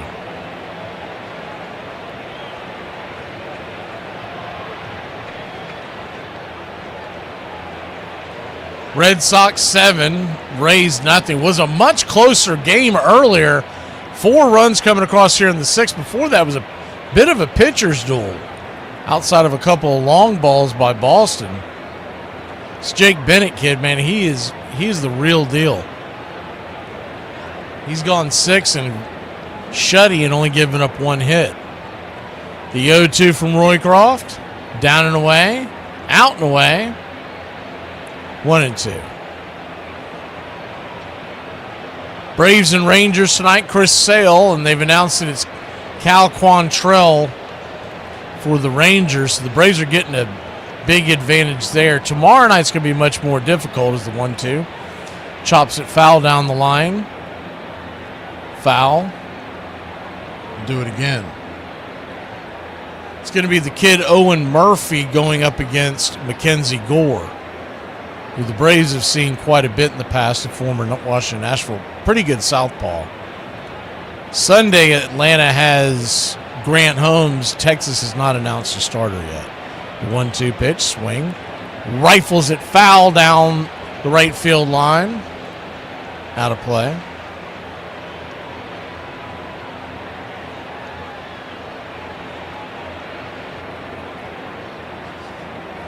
And after that series with Texas, we welcome in the Padres for 4. The 1-2 pitch, swing. Pops it up out of play. Really making them work here. 7-0 your score. Braves have a 4-game series against San Diego next week. 3 are night games at your typical 7:15, and then there's a getaway day, 12:15 on Thursday. The 1-2 chops it away once again. I think it's going to be easier just to hit this guy. I think that part, that foul ball looks like it got a piece of Fortes as he walks it off.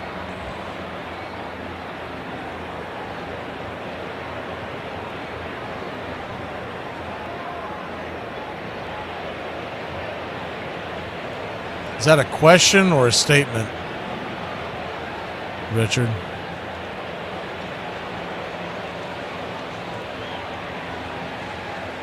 1-2.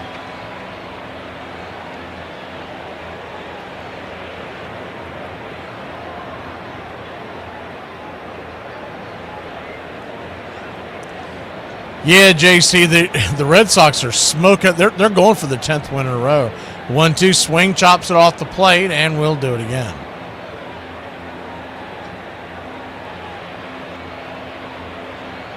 So they did announce today. I saw the Acuna report early, and I was looking for Kim, but they did announce officially that Kim is going to Gwinnett. They both arrived in Gwinnett for today's game. The 1-2. Swing, ropes it down the left field line. It's either gone or off the green monster. Ball bangs off the wall, and it is a RBI double for the Boston Red Sox. Rafaela clocked a hanger. I mean, he missed the home run by just a couple of feet below at the most. Hit the very top of that wall just below where the fans are at. In fact, one of the fans tried to make a catch, airballed it.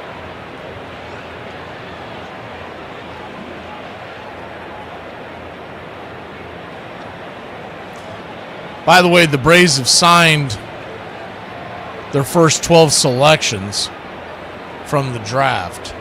So you can put that in the books. First pitch to Willie Abreu, down and in for a ball. It's 1-0. 1-0. This is going to be a huge stretch for Atlanta as the 1-0 pitch in the dirt. Good backhanded grab by Fortes. That ball was about to kick wild. Runner at second, 2 outs. 8-0 your score. Braves have 17 games until the end of the until the trading deadline. And the way they play will decide how aggressive Atlanta is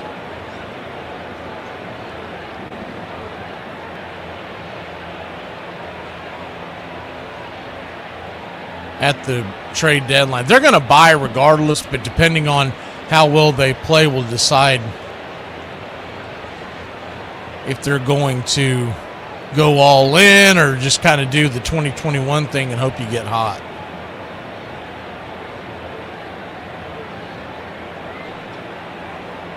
Pitch on the way is down below the knees. Just misses. 1-0. It's Sale on Friday, Murphy tomorrow, and Grant Holmes on Sunday. So I don't know why you were asking about Bryce Elder, but those are the three. Good to see you, Big Truck.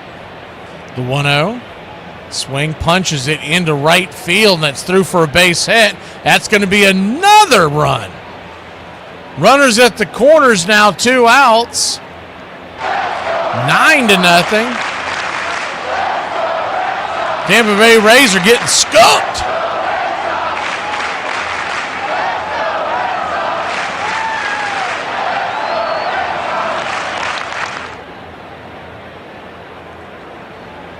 Another chopper through the infield. The Red Sox have made a living off of that today.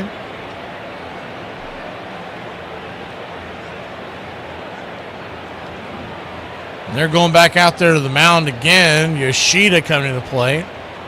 He is already 3 for 3 with the home run.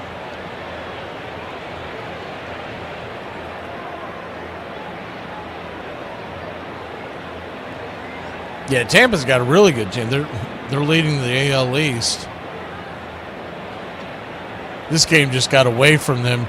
They left Griffin Jackson too long. They went to the 6th inning. He's not a guy that's known to go deep into the game, and they got greedy. And when he started falling off, they didn't have anybody warming up in the pen. By the time they got him warmed up, it was too late.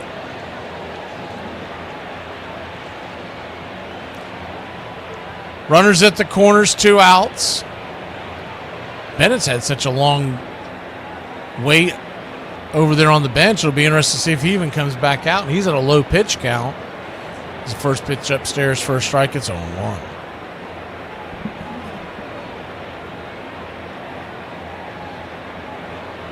The 0-1. Grabs the outer edge. 0-2. I'd say they're going to give Bryce Elder another run through the rotation. But they've got to start as the 0-2 pitch down and in 1-2. They've got to start quit giving him long layoffs because he has shown time and time again that he pitches much better on just normal rest. Now, there's not a lot you can do about it during the All-Star break, but you got to at least try it because it's coming to the point where you can't expect him to go more than about 3 innings before he gets smoked. 1-2 fouled away. So Owen Murphy going to the starting rotation. I think it's A, he's looked pretty good so far, and B, there are no days off in the near future. The 1-2 pitch, swing and a miss, strike 3, and that'll end the inning. But not before the Red Sox put a pounded on Tampa. It's 9-0. We go to the 7th inning here in Boston. I just called my sister like 15 times, and she ain't pick up not one of them phone calls. If you see this post, and I hope you see this post, I'm not picking up for you. I'll pick up the next day. I'm sorry, Moms. You right. I did need my ass whooped. Imagine working a 12-hour shift to support your family. You come home, all you told these to do was to throw out some meat so you could cook for their ass.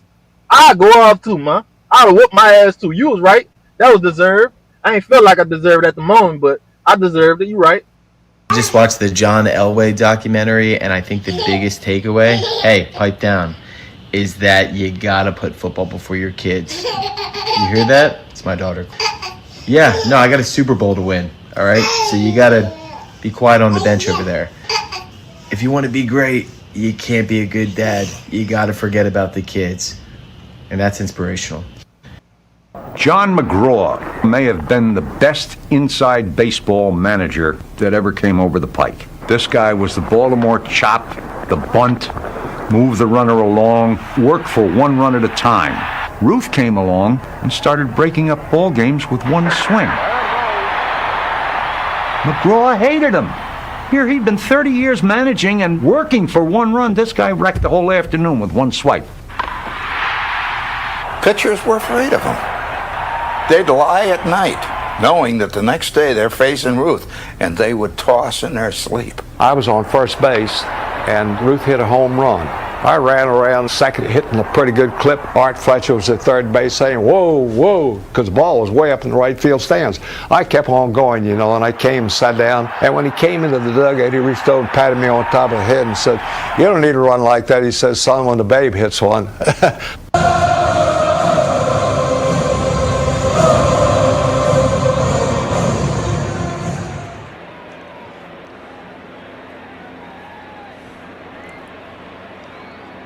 Welcome back. Top of the 7th inning.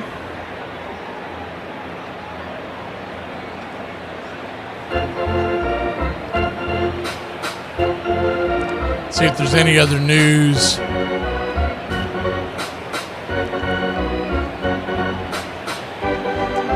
There was a minor trade that took place a couple of days ago. McCullers was sent from the Astros to the Milwaukee Brewers, as Gamboa is in for Boston now to pitch. I'd say a little bit that's got to do with they're trying to monitor Bennett's pitch count, but also he sat there for a long time in that inning. They probably just said it's better with a 9-0 lead to go ahead and shut it down. So lefty-righty matchup to start the inning. Vlade smacks the first pitch.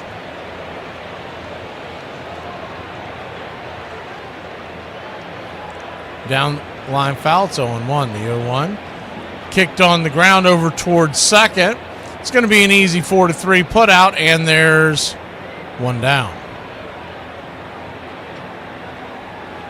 Alec Gamboa, he's got a four-seam slider sinker mix. Heavy on the four-seamer at 53%, the slider at about 33%. DeLuca, the batter, first pitch. Lefty-righty matchup, kicks and fires. Swing and a miss, it's 0-1. See if I can get through Get some of these news and notes that are going around, because once the Braves game starts tonight, we never have a chance to do any of this stuff. The 0-1 fouls it away. It's 1-1. They just put the lineup out, by the way. Drake is leading off again with the right-hander. It's Ozzie and then Olsen, Harris, Dubon, Dominic Smith, the designated hitter, Riley, Jim Jarvis, and Brewer Hicklin.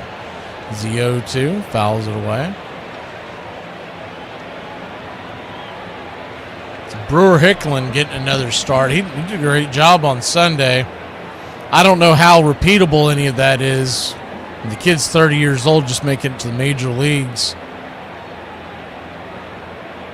Short stint, I believe it was last year, but other than that, he really hasn't been to the majors. The pitch misses high and out of the zone. It's 1-2. He was saying that he made a change in his swing during the offseason. When you bring Acuna back, the 1-2 swing, chopper on the ground over to third. It's going to be a 5-3 put out. Just got him in time. They were hustling down the line. DeLuca almost beat that out with his speed. The center fielder, 2 down. Good to see you, Uncle Charlie. Well, when Acuna comes back, and it looks like it'll probably be Monday, it'll be interesting to see who they kick to the curb. And I know nobody wants to hear this, but they're working Kim to come back. And I hate that because I really like having Jim Jarvis. The first pitch is upstairs. For a strike, it's 0-1. I don't think they're going to carry all 3.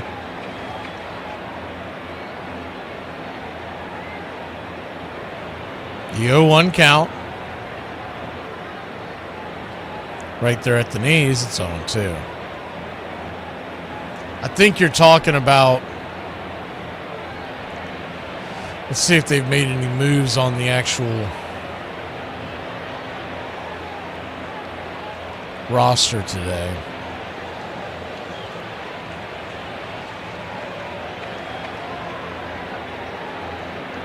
The 0-2, down and in, ball kicks away all the way to the backstop, 1-2. Only thing they've announced today was the transferring of Acuna and Kim to AAA during the rehab assignment. So what that means is when these guys come back, and man, if it's me, I'm going to make Kim go the distance. You have to bring him back after 19 days on a rehab assignment. He's going the full 19 if it's me. The 1-2 down and away, 2-2. Unless they're just trying to bring him back, hope he gets hot so they can trade him away. But if that's not the case, I want to make sure that he gets a full rehab. The 2-2 inside, ball 3-3-2. First time they rushed him back after, I believe it was 8 days, and it showed like he was not ready. But you're going to have to make a decision between essentially Kyle Farmer, would probably go to the wayside as the 3-2 pitch, swing lifted, out into left field, drifting over, making the catch is Duran, and that'll end the inning. We'll go to the bottom of the 7th. Time to get up and stretch. 9-0, Boston leads the Tampa Bay Rays.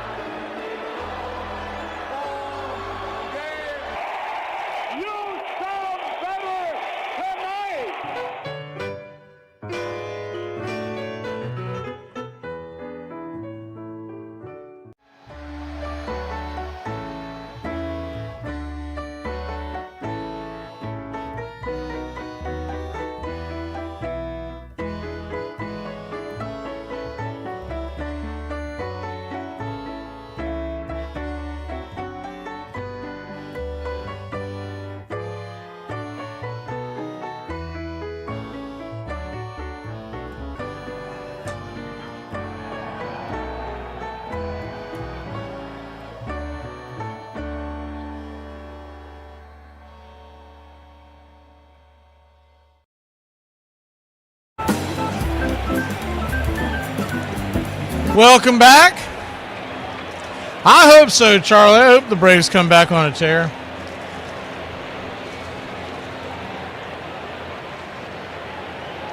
Righty-righty matchup. The 0-1 pitch is swung on and chopped over towards short. 9-0 your score. Being easy, 6-3 put out. One away.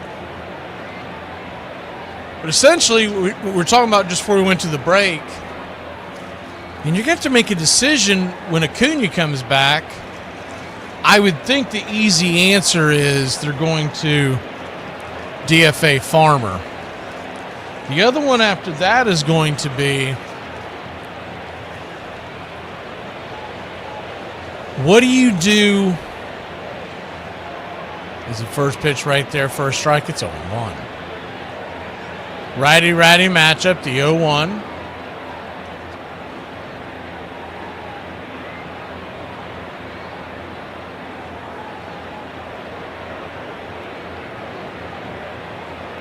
Kicks and fires.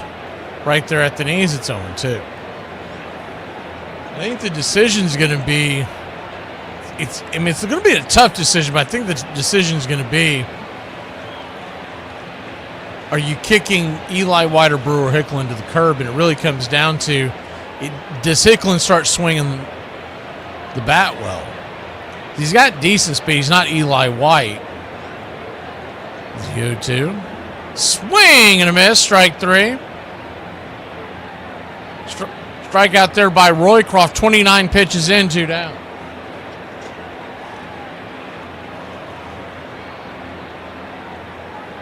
How do you like those 2 outfield draft picks? I like the idea that they drafted the guys at the in the slots that they did. 9 and 26 in the draft as the first pitch swung on, chopped down the line, foul. It's 0-1.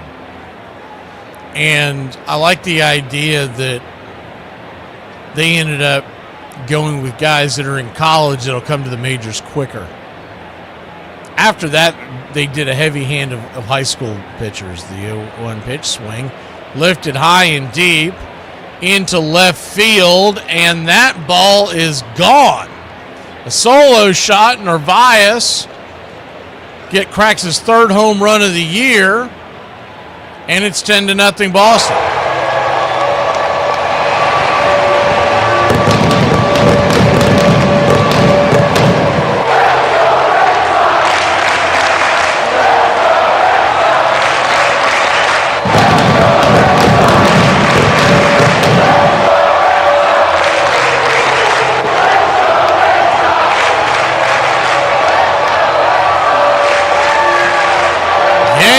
Cranked 412 feet over the Green Monster, and it's a 10 spot on the board for the Red Sox. First pitch, right there's first strike. It's 0-1.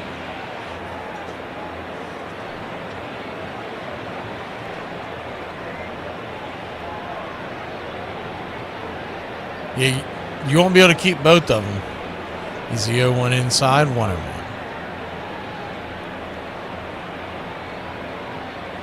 And they're not going to DFA Hassan Kim. They're going to give him another chance. I mean, go ahead and get your mind wrapped around that. 1-1 count, swing, lifted high, deep into left field. He's got too long of a track record and too high of a price for them to just give up and say, well, it didn't work out. And his rehab was managed very poorly. So that's got a lot to do with it, too. The 1-2 pitch, swing, swats it foul. Do it again.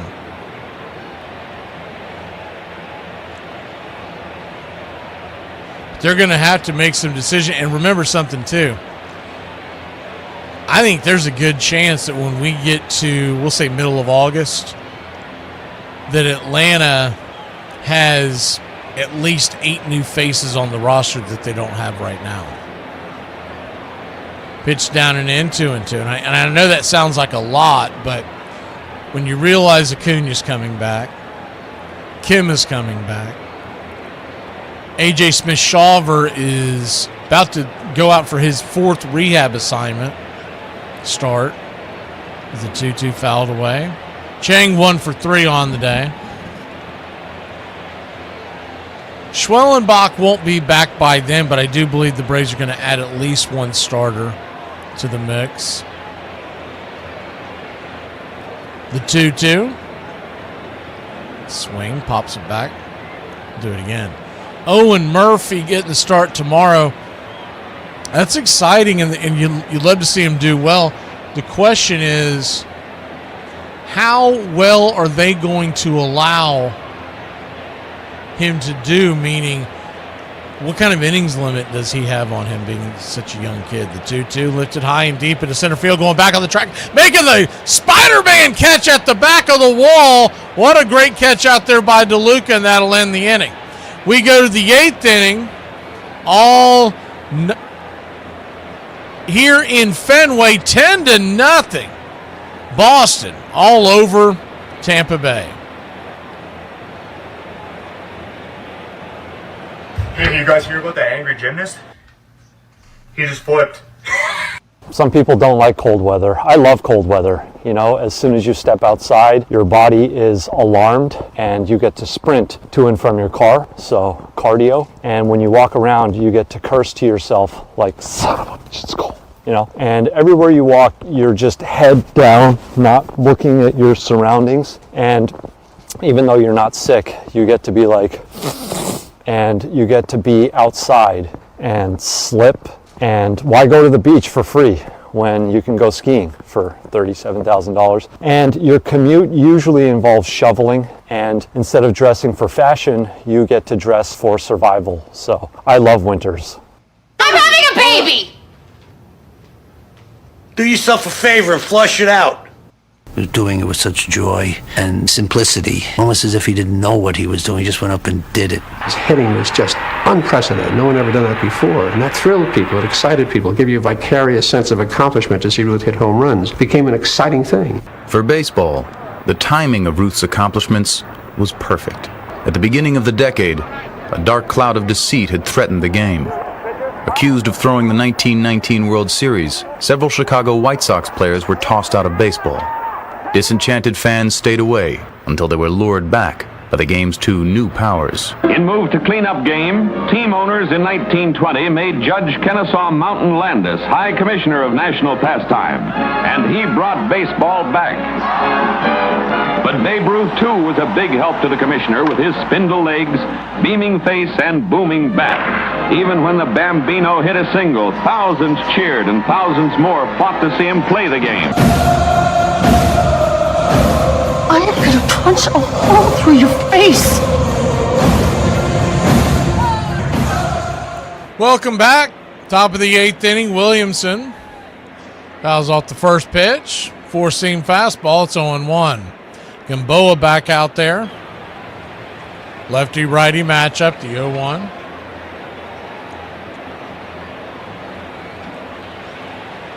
Fouls it away, it's 0-2. You don't remember the old Hot Wheels commercials where a dude was talking a mile a minute. No, Iron Lung, I had friends when I was a kid. I didn't sit inside playing with Hot Wheels. The 0-2 count.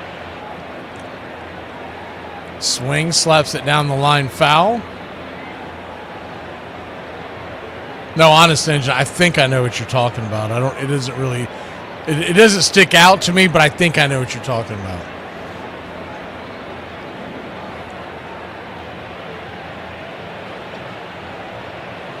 The 0-2.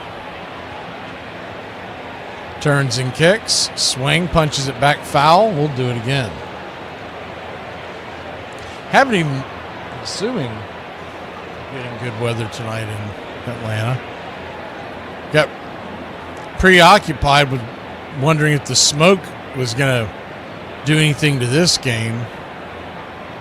Haven't had a chance to look at the Atlanta forecast. Excuse me. The 0-2 down and in, 1-2. Well, it's pouring down. Flash flood warning. That's not good. Looks like it's all going to be gone by 6 p.m. hour, so hopefully that stands true.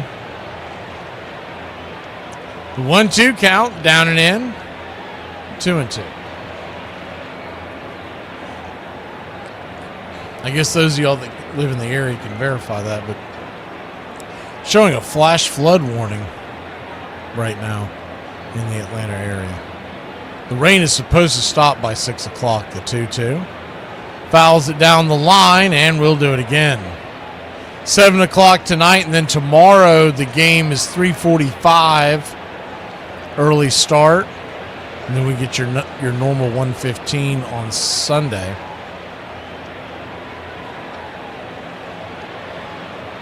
The 2-2 count, swings, slices it towards second. It's going to be a deep hopper over there at 2-second base, 4-3 on the putout. Williamson to Aranda.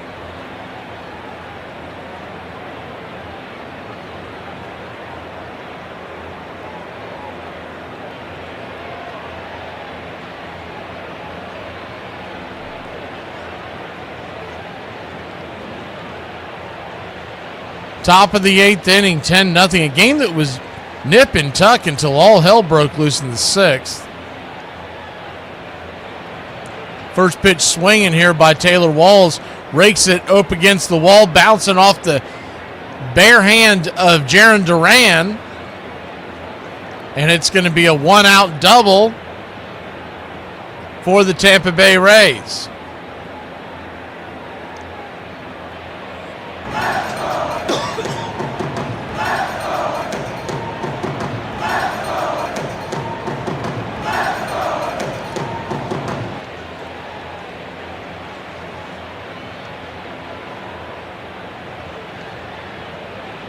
It truly is dumbfounding that in this day and age, anyone would build a new baseball park that doesn't have a retractable roof.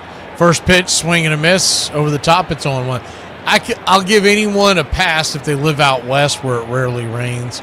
But in the southeast, man, it rains all the time in the summer. The 0-1. Swing, chopper down the line. It's 0-2. Well, it must be raining right now, Charlie, because they're saying it's a flash flood warning. So hopefully that doesn't affect tonight's game. The folks still have to get to the ballpark. The 0-2 pitch, swing, lifted, into left field. That's going to be an F7, and there's 2 down. No runs, 2 hits, and an error for Tampa. 10 runs, 13 hits, no errors for Boston. We're here in the 8th inning. All hell broke loose in the bottom of the 6th, where Boston put a 6-pack on the board, giving them at the time a 9-0 lead. More and more Boston continues to win. You can put all those trade rumors to rest about Sonny Gray and the rest. First pitch at the knees right there for a strike. It's 0-1. This score holds, and we expect it to. Red Sox will have now won 10 games in a row. The 0-1 down and in, 1-1.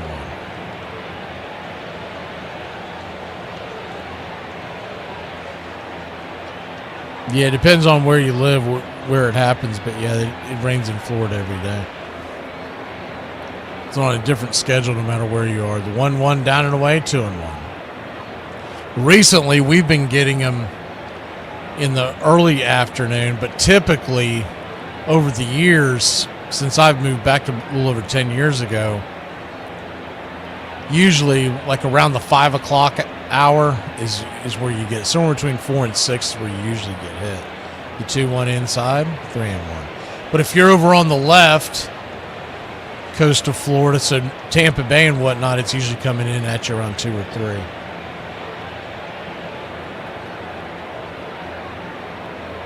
It's more news when it doesn't rain than when it does. The 3-1 pitch, swing.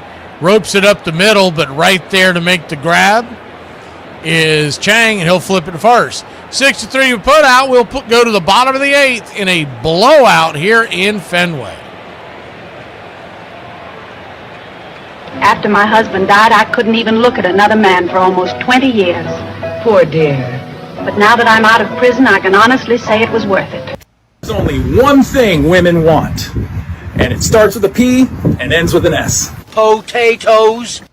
So it would seem that my comments about Jupiter and Saturn has rubbed a lot of you the wrong way. Some people have told me to stop disrespecting the planets. I'm not stopping. What's going to happen if I don't stop? Is Saturn going to throw one of her moons at me? I'm just seeing a lot of riding for these planets, and they don't give a about you. Oh no, but Jupiter and Saturn protect us. Oh no, the Lagrange points, the Jupiter Trojans, the asteroids. Shut up! I don't want to hear anything about Jupiter and Saturn keeping the asteroids away from Earth. Does the Earth have any agency in all of this? What if the Earth wants those asteroids? Jupiter and Saturn get to have all the moons and all the asteroids, and Earth gets nothing? No. They're not protecting us from anything. They're blocking. And see, I thought that y'all would have learned your lessons last summer when y'all dragged me for saying the sun was ugly, which it is. I can say whatever I want about the sun because I'm not the one giving people skin cancer. Also, I think the sun looks like a giant ball of gonorrhea. The most exciting thing in baseball was watching Babe Ruth hit a home run. And the second most exciting thing was watching Babe Ruth strike out. One of the few quotable lines from Lou Gehrig, he said, I batted after him, and it never mattered what I did, because they were always talking about what he had just done, even if he had done nothing. Every reporter who covered Ruth had the illusion that he was a great friend of Ruth, personally.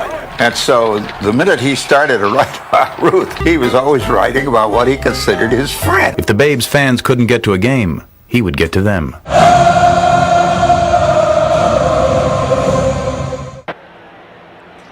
Go to the bottom of the 8th inning, 10-0 your score. Where are you at, Rebecca? First pitch from Williamson here in the bottom of the 8th as we get the good old-fashioned ephus pitches coming in. 1-0. Right there for a strike, 1-1.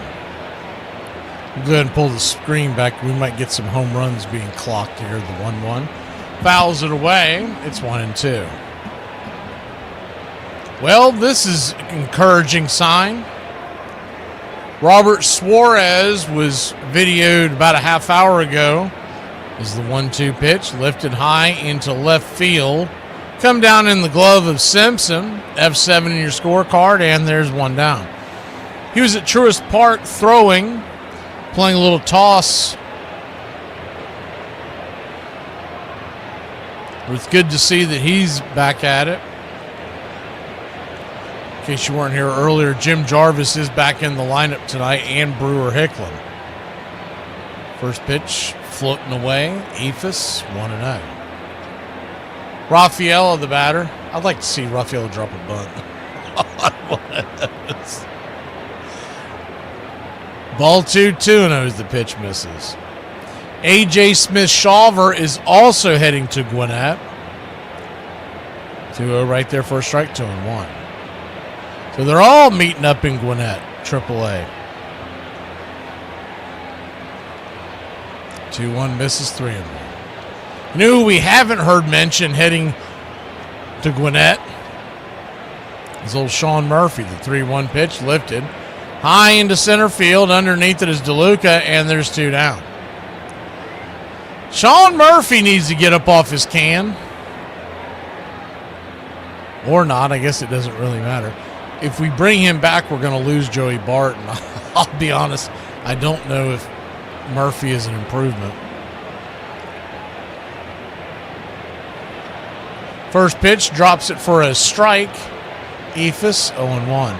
They're saying that A.J. Garcia, one of the first-round picks by the Braves, is going to be at Truist Park today. The 0-1 pitch swung on and lifted into center field, drops down for a base hit, and it is a 2-out single off the position player Williamson for the Red Sox.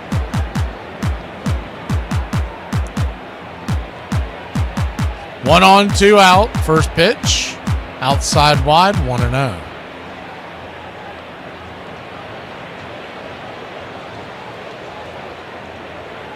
The 1-0. Smacked on the ground over to short. Should have been an easy play. But for some reason, Walls double clutched and then threw the ball wide. So I would say that'll be an E6. But they may give him a home cooking call. First and second and 2 outs. Let's see what the call is here. So Yoshida comes to the plate.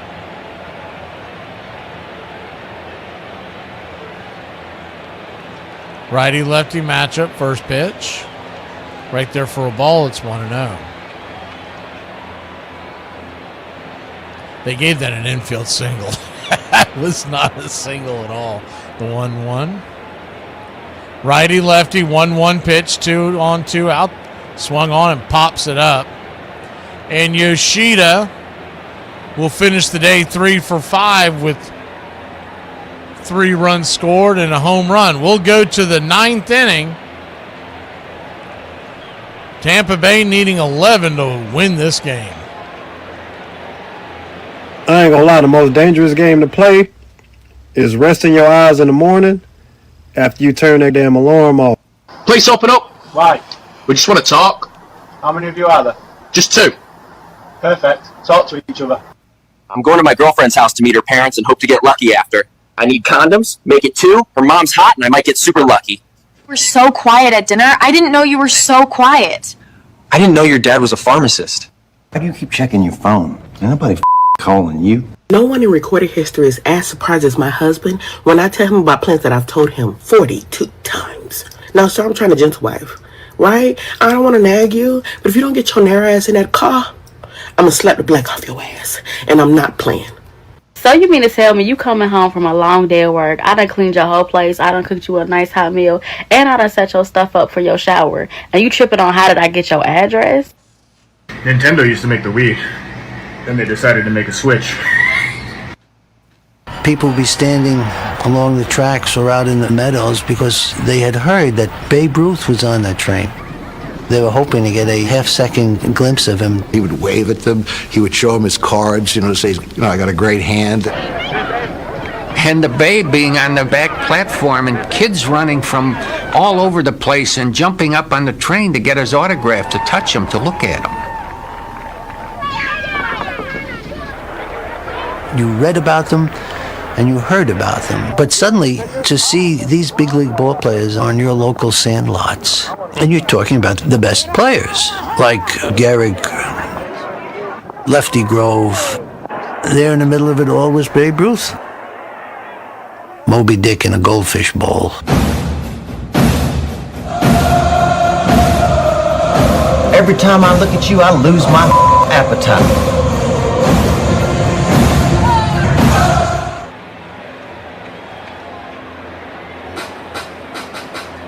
We go to the top of the 9th, and Gamboa back out there. First pitch, lefty-lefty. Rifles it down the line, foul. It's 0-1. It's usually hard to pull off a doubleheader sweep, especially coming right out of the All-Star break. But Boston being up 10-0, they haven't really had to use their back end of the bullpen at all here. Is the 0-1. Slice it, foul. It's 0-2. It was Bennett for 6, and now Gamboa for 2. Trying to get him through a 3rd inning. 34th pitch on the way. Slaps it down the line. Aranda, 0-2 once again. Jonathan Aranda 0 for 2 on the day. He did walk in the first.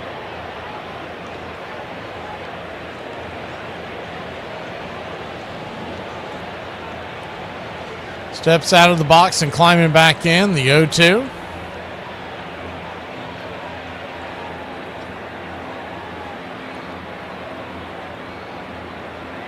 Swing, rips it back up the middle, off the glove of Gamboa. Rifle shot, atom ball. He'll get the carom and flip it to first. And there's one down. 1-3 on the putout. Chad Tracy checking on his southpaw. He says he's okay.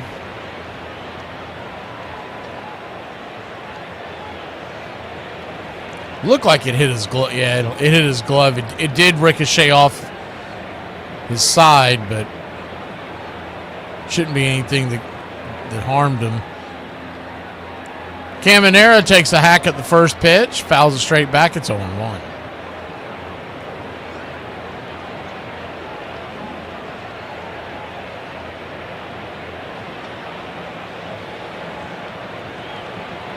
The 0-1. Swing and a miss. It's 0-2.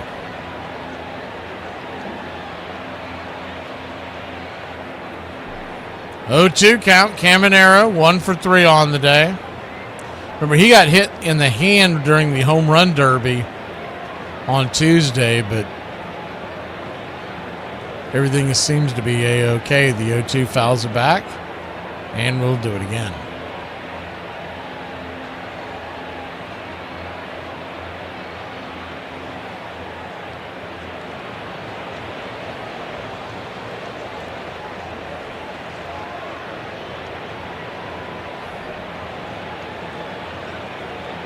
The 0-2 rifles that one back.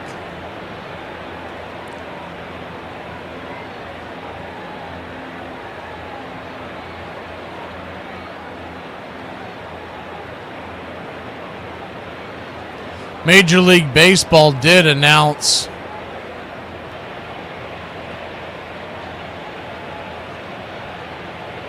the 2027 schedule is the 0-2 swing and a miss, strike 3.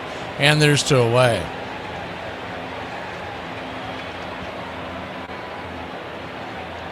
Now, assuming that everything gets started on time, and that's a big if, they're going to do another Wednesday game on March 24th. They just haven't announced who it is yet, I don't believe. Wouldn't surprise me if it ends up being the Braves. That's going to be a Netflix game. First pitch on the way, chops it deep into the hole, it to third base, and the ball's going to go in and out of the glove of Gonzalez. Most likely given an infield single with 2 outs, raised down to their last out. The Braves are starting out on the West Coast again. Really wish they would quit doing that. They are going to go to the Los Angeles Dodgers to start 2027. Right now, they're scheduled for the pitch on the way inside, misses. 1-0.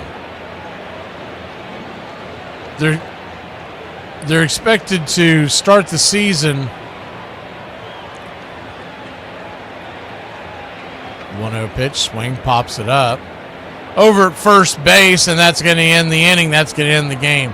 We'll talk about it later on the Braves broadcast as the Boston Red Sox win 10-0. Player of the game's got to be Yoshida. Went 3 for 5 with a home run and 3 runs scored. But it looks like as of right now, the Braves will play Thursday, have Friday off, and then have Saturday and Sunday to start the season. Then they'll go to Milwaukee. So, yeah, they're a little closer to home, but this smells like 2025 all over again, where we had to face the Dodgers and the Padres. We'll see y'all tonight at 7 o'clock here in a few hours, assuming weather, which is a big assumption right now in Braves country. Boston wins it 10-0. To start the second half, continuing their 10-game winning streak.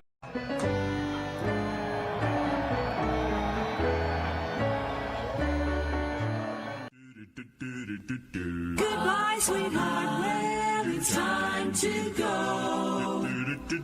We're back tomorrow with another show. Well, unless we're fired, we'll talk to you then. Goodbye, sweetheart. Goodbye. Goodbye. Guys and gals, it's time to go. We'll see you on the next show. Same bat time, same bat channel. It's closing time, y'all. You don't have to go home, but you can't stay here. Have a great one. On your way out, please like and subscribe, and don't forget to tip your favorite bartender. We'll see you. I'm Mac McGee, signing off for Braves Country Radio.